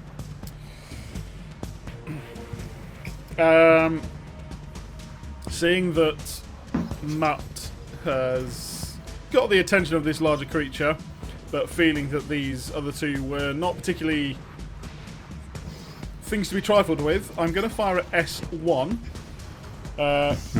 adding a 3rd level Divine Smite.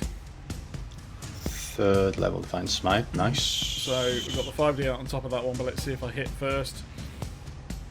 So that is 18 to hit. 18 is going to hit. And this creature's undead. Is that that's an additional one then? My god. So that is full piercing damage is 13 points of piercing damage. And then an extra d8 on top of that one is going to give it 6 d8. So that is 26 points of radiant damage. Nice. Yeah, as you shoot your arrow, it goes through the creature at first, and you don't think that anything has happened, but then you just see that the light of your Divine Smite persisted, and it just burns off this creature as it is dead. Oh! So I will then turn around and fire a disadvantage S2. Nice, go for it.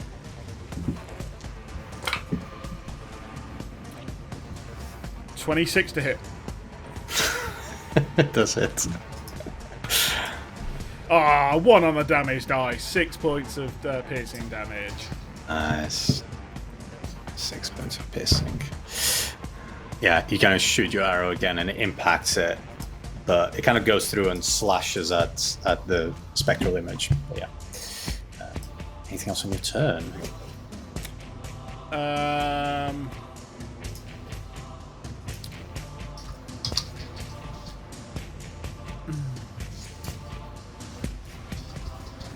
Yeah, bear with. I've got some bonus actions here.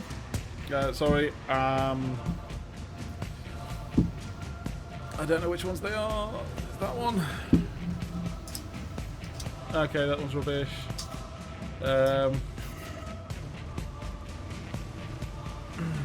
Yeah, I'm going to do... I'm not going to do anything. Sorry. I'm done. Alrighty then.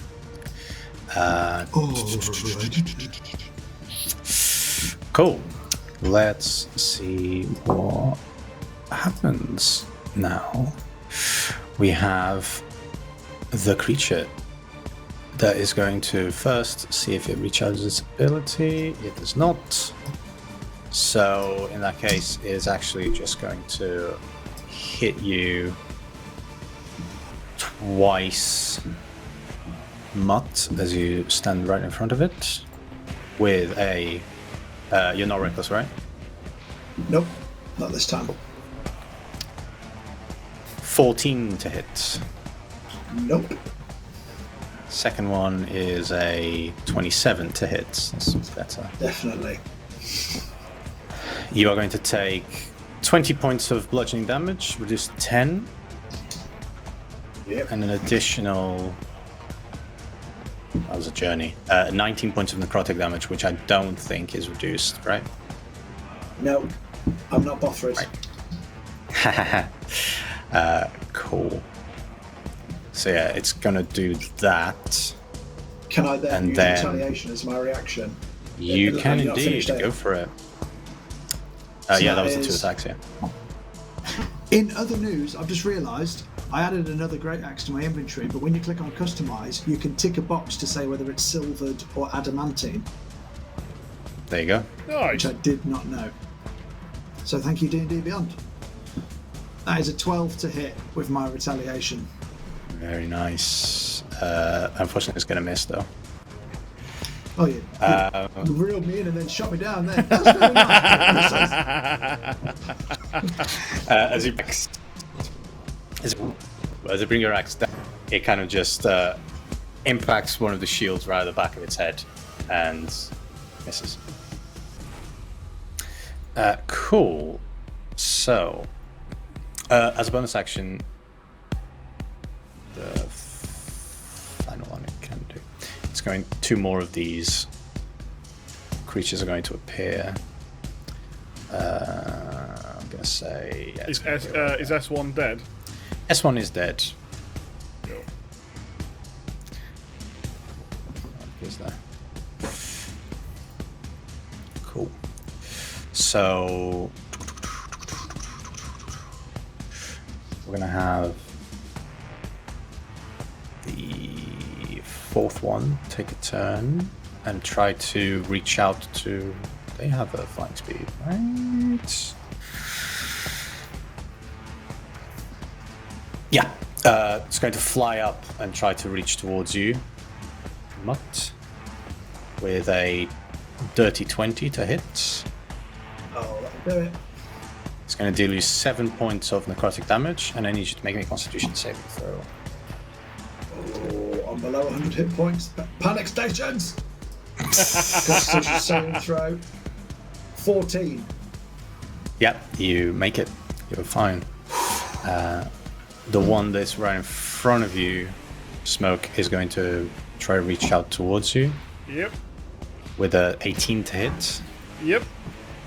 For 11 points of necrotic damage. Yep. And I need you to make a Constitution saving throw. Dirty 20. You're fine. Oh. Mutt. We're down to you, sir. I will. You see, me, I think I want to do a strategic idea, but Mutt wouldn't do that, so I can't. So I will just swing at this guy's head and try and take it off.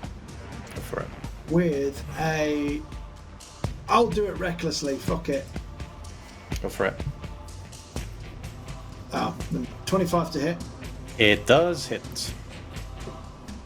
That's a shit damage dice. 8 slashing damage, and I will do it again, realising that didn't bite as hard as I wanted it to, but only with a 14 to hit. It's going to miss again as the creature kind of turns and blocks you. But you And then my are bonus action frenzied. to hit again. So I'm fucking living now. I've missed once. Didn't hit him very well the first time. 26 to hit. That's it. With... Were you doing it reckless? No, I'm using Frenzy. I was reckless, and I used Frenzy. So did the second... I was reckless. Reckless works your whole round. So if you do reckless, Yeah. you can roll advantage on your second and your third one. So that 14, So you could roll again. if I go, so my next hit roll then was 26. So I hit on the second turn then with Yeah, let's go with 8 that. slashing damage. 8 slashing And damage, then right? my third attack roll then is 28, but advantage again. Didn't get a 20. So 28 to hit with 13 slashing damage again. I always forget reckless is advantage on all of them, not just your first one. I'm used to steady aim, mate. I'm used to steady aim. Reminding you. We'll keep reminding you. We'll keep reminding you. So, yeah, 3 swings at this creature, all slash, and you see now the metal plates are just you're slashing bits of the metal off. They're falling. The creature is bloodied. And then as my movement, I will fly over its head and just be behind it. Great. So You I'll are get going an to take an attack attack of opportunity Oh, from this little guy. Hey. Oh yeah. Oh yeah. Because I assume you're flying there, right? That's where you want to be. I was thinking directly behind the bloke, but yeah. Yep, Basically, that's all good. So yeah, you're going to take an attack of opportunity from that one, which is a 18. Oh, yep. That is 15 points of necrotic damage and a Constitution saving throw, please. Oh god.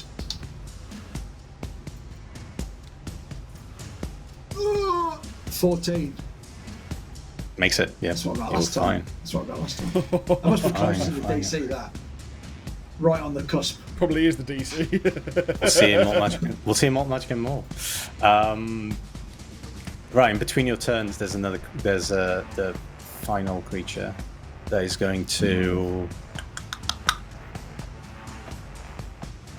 Yeah, you seem to be doing a fair amount of damage, so it's just going to move in. Mutt, and is going to try and reach towards you with a. Ooh, that was almost. That's a 7. Nah. It was on it. It was on the 16, and then just fell over. I feel like D&D Beyond, when you use the digital dice sometimes, like goes on the 20, slows down, and then just goes whoop, to an 8. Just like that. Yeah. It's probably the randomizer and then the animation not talking to each other properly.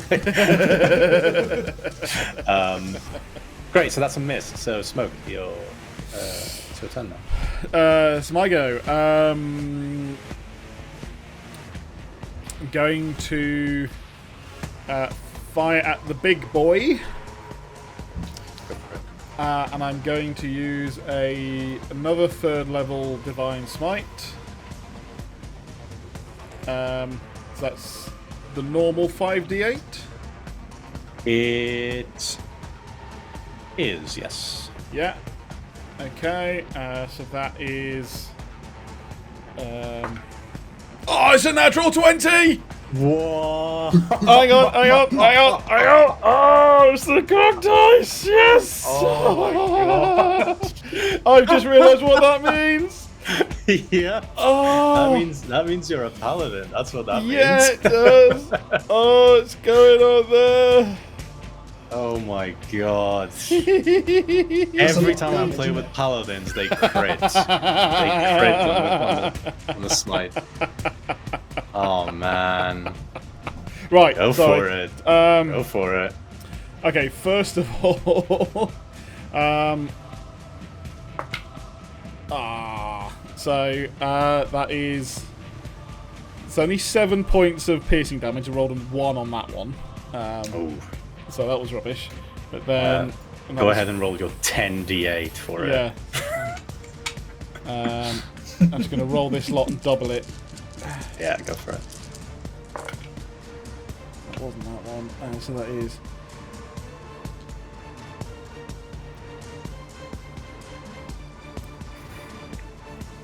That is 50 points. I got 25 times 2. Holy shit. Yikes. Yeah, as you shoot your first arrow, it kind of just impacts this creature, and then Mutt, from behind it, you just see a beacon of light just shoots out of it. Yeah, slightly blinding you. And Smoke, from the front where the arrow impacted, there's just like the metal plates just opened up. And it's just a hole inside now, burnt off. That was your first attack. Not bad for a first attack, eh? Let's do once more. Go for it. 30 to hit. 30 to hit. Yeah, he's gonna hit. 12 points of piercing damage. Oh, nice. Whew. It's getting there. And then I'm going to. Annoyingly, I thought lay on hands was a bonus action, but it's an action, isn't it? So it is, yes. I shall do. I'm going to move away. I know that sounds silly, but I'm going to do 5, 10, 15, 20, 25, 30. Move away to there. Okay. Don't forget you can move 60 if you want.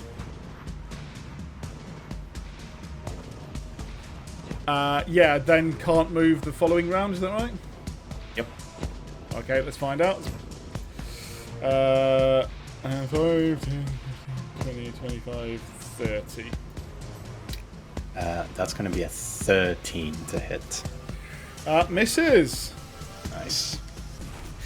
Second opportunity misses. Very good. Cool. Is that your turn? Yeah, that's my turn. I'll be happy with that. Not bad. So the creature is going to not get its ability back, and it's going to turn around once again. The 180 of its body parts, and Mutt, now you see the hole that was burned on its chest from what you assume is some form of attack from smoke, and it is going to reach out towards you and try to hit you with a 29. Oh, yeah. That's going to be 18 points of bludgeoning damage reduced to 9. Yeah. And an extra 19 points of necrotic. The second attack is a 20. Oh, never mind. Go for it. You go first. Go for it. I will retaliate with a 24 to hit. It is going to hit. 14 slashing damage. Oh, nice. The second attack was a 22 to hit. Yeah. For 18 points of bludgeoning reduced to 9. Oh, it's taking its toll now. 11 points of necrotic.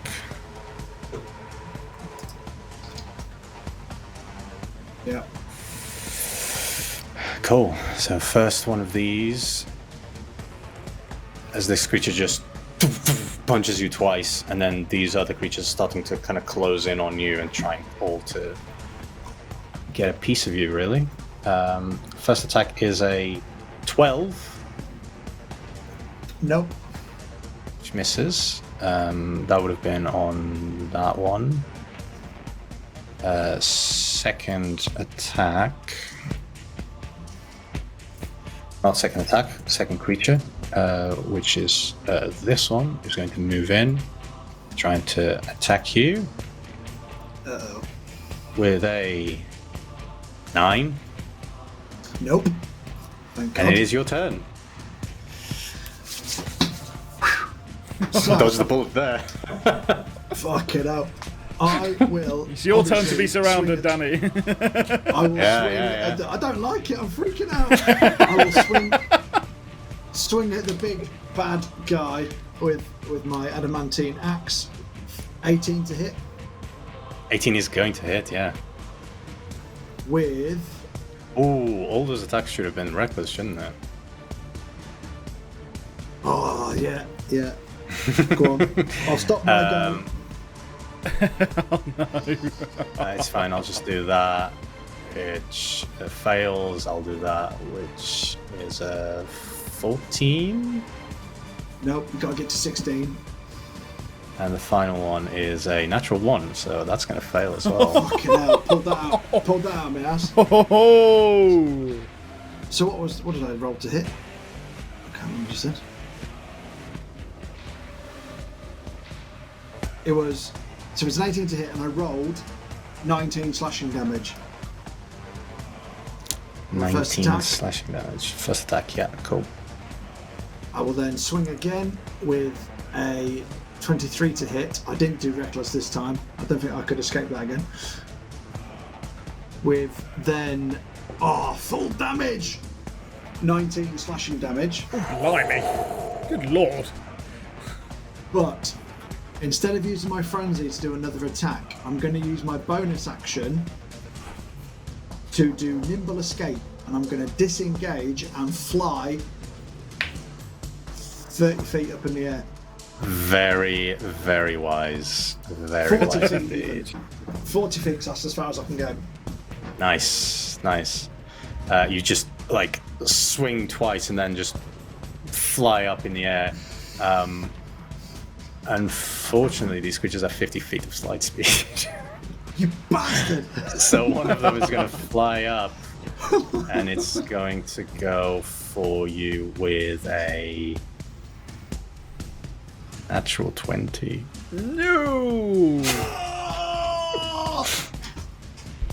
Oh no. Okay. That's going to be 22 points of necrotic damage. Ah.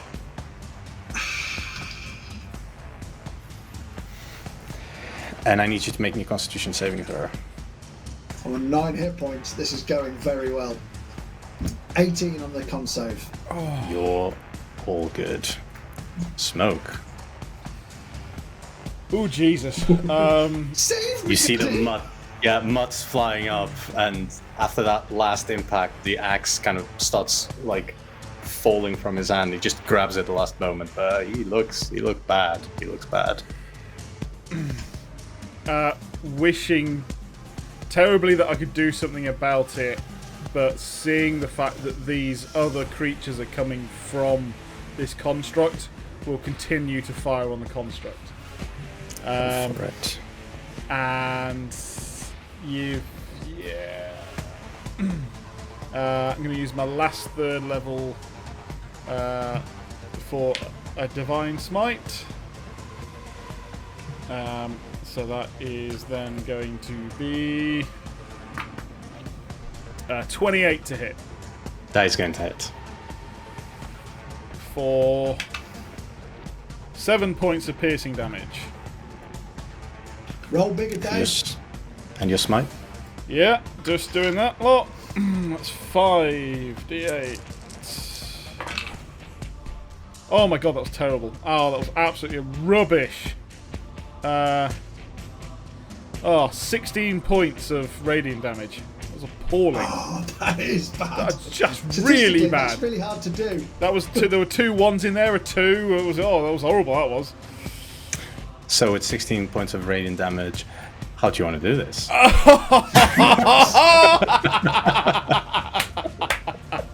miss the dice roll until the DM says. I was going to say, oh my god, there's so... yeah. At 11 left. So Smoke follows Mutt up with a charged a charged arrow, seeing this other creature go up with him. Aims, thinks about it, and then just points down towards the head of this other creature, whispers the words to the arrow as it lights up and just sends straight for the head of this creature. Cool. Yeah, you actually point out and you shoot, and the creature's got its back to you, but you just kind of find the place where you think it's going to be, and you let your arrow go. And as it pierces through the back of the creature, you just immediately see the radiant energy starts to burn away the metal.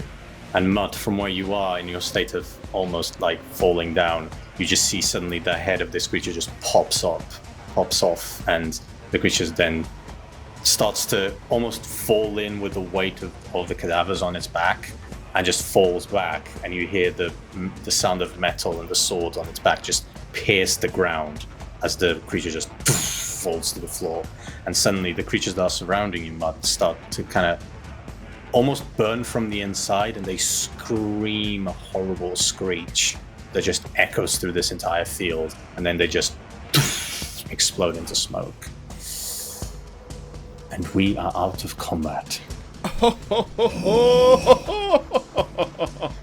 thought I wasn't gonna. Oh. As there's a moment of just silence falling on the field as the screech ends, the sound of the metal thud of the body falling to the ground. And Mutt, you are there, just axe swinging almost under you. And you just see smoke with hand still at the back, and the string of an arrow still slightly moving. That was a shot. Oh.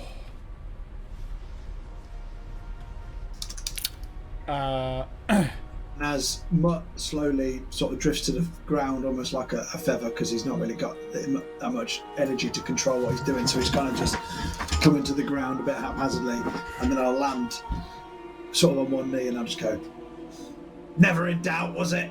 And I cough up some blood. You did very well there, Mutt. Very well indeed. I'm glad to see you safe, Mutt. They don't call me the Berserker Butcher for nothing. And then the blood that I've just popped into my own hand, I'll just wipe across my face. I'll lay on hands 20 points. Touch me, cat lady.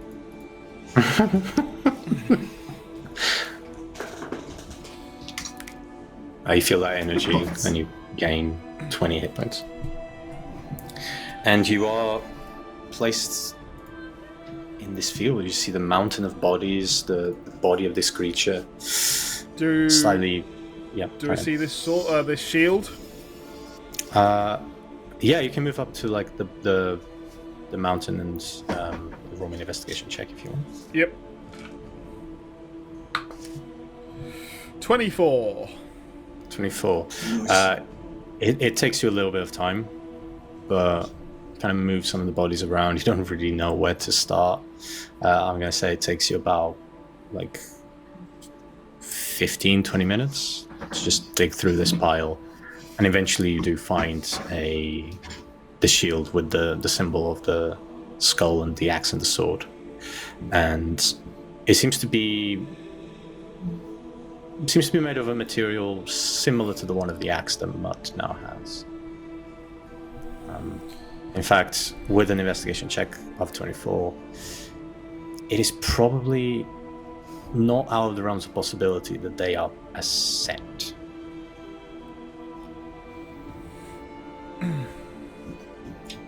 But could I see that great axe?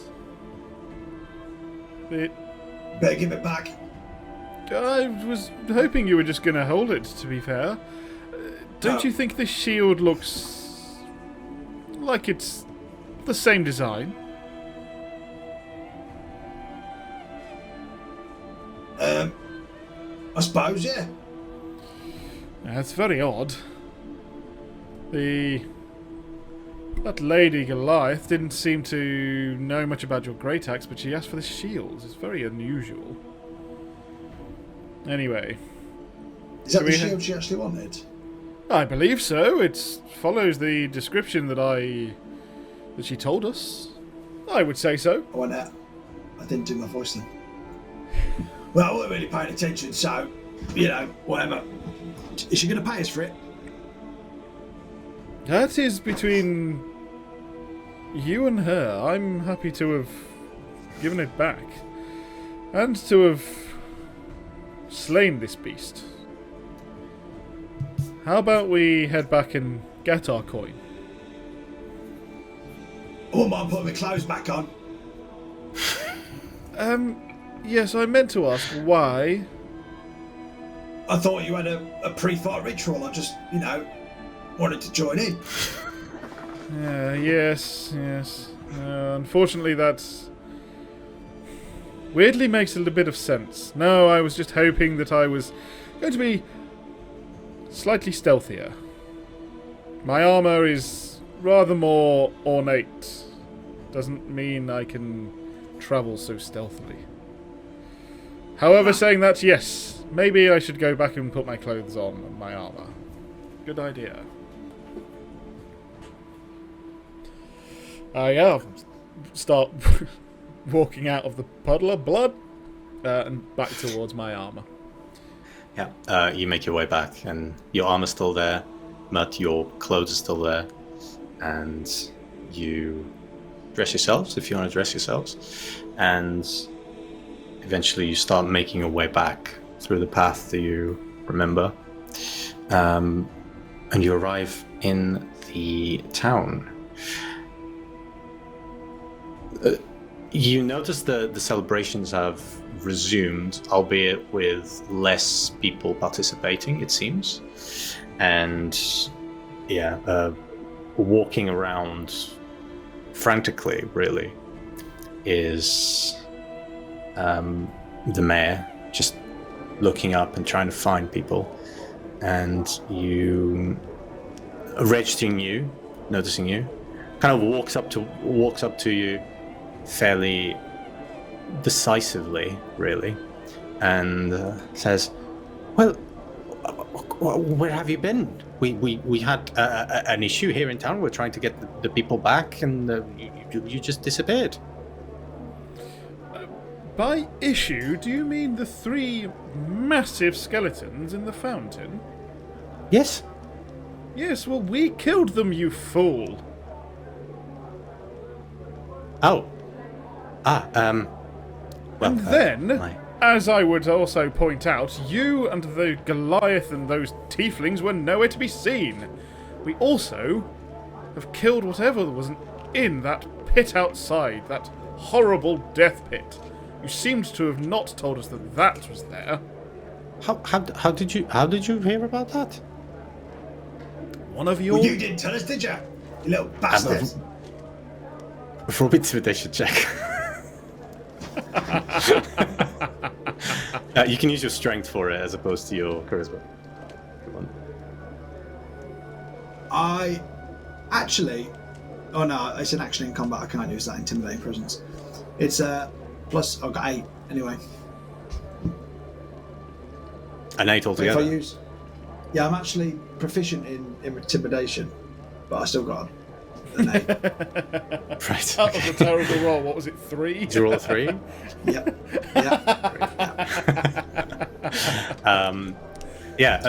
Kind of the hearing of it. It's like, well, no, because it was state business that needed to be sorted by the right authorities. But you knowing about it sounds thank you anyway for dealing with the situation. My fee has doubled. So is I beg your pardon. 200 gold for sorting your mess out. Roll me persuasion with advantage on that. Because I would assume Smoke is just deadpan looking at him. For once, quite happy 12. to... Captain Negotiator, eh?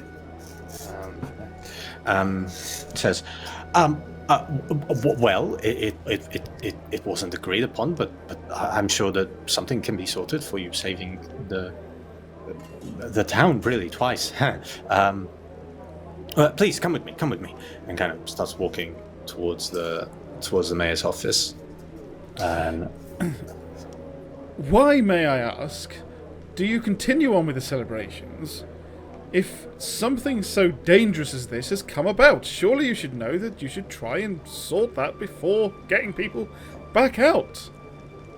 No. We need to get people out and celebrating to forget the problems of what's happening outside. They need to stay happy and they need to stay content. No, they need to stay safe, you fool. To be fair, I drink to forget my problems. He's got a good point. See, I'm going to be outruled here. Eventually, he arrives. You arrive all within the office, and he opens up. You hear kind of a clicking. Opens up a safe, and places 2 bags of coinage in front of you, and says, "Well, that is your normal fee for the job, and." All right. Grabs another bag and places it in front. Says, and that is an extra 200. An extra 200. All right. I wish I could say it was a pleasure doing business with you, but I have to say I don't like your methods.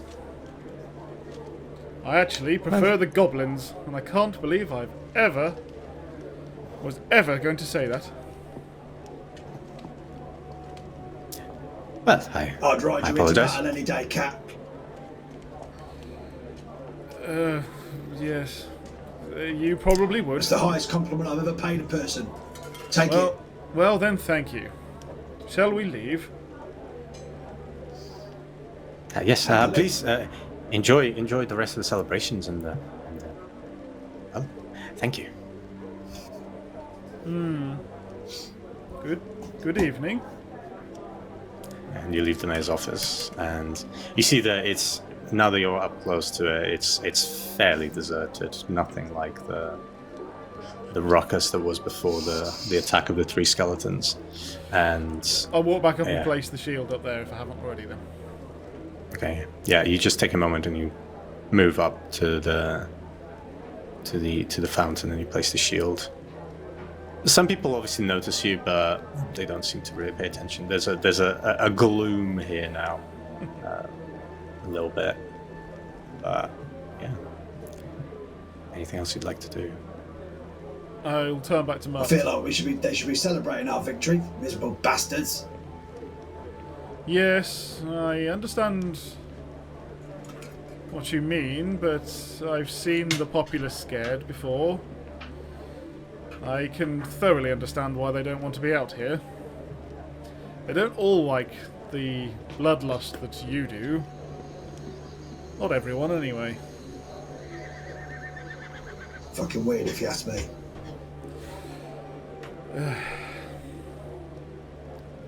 What a surprise. What now? Would you like a drink, Mutt? If you're buying, I'll have two. Two it is. And as you gather your drinks and you sit on the edge of the fountain, I'm just drinking, Smoke, you drinking very calmly your tankard of beer. Mutt, you downing pretty much the two tankards that you get as the celebration kind of continues around you. That is where we are going to close this one-shot. Victory! I was so close, but I didn't quite get it. So thank you very much for watching it. Once again, I'd just like to remind everyone about the NPC competition that we're running. Once we hit the 50 subscribers, we will gather one of our subscribers on Twitch, and they will work with Matt to create an NPC that will be part of the Multi-Magic campaign. And yeah, I just wanted to give a shout out to the tools that we've used, which was Hero Forge to design the two kind of characters that we've had today, Mutt and Smoke, and Incarnate for the two maps that I've designed, Owlbear Rodeo for actually giving us a virtual tabletop for us to play with, and Tabletop Audio for all these amazing effects that you're hearing, and also Battle Bards, obviously, for the music of tonight. We will be back next week with our regularly scheduled program, as we will be meeting some mind flayers, and so there's that, and I will be back on the player's chair, Matt will be back on the DM's chair, and we can't wait to see you next week. So until then, bye bye.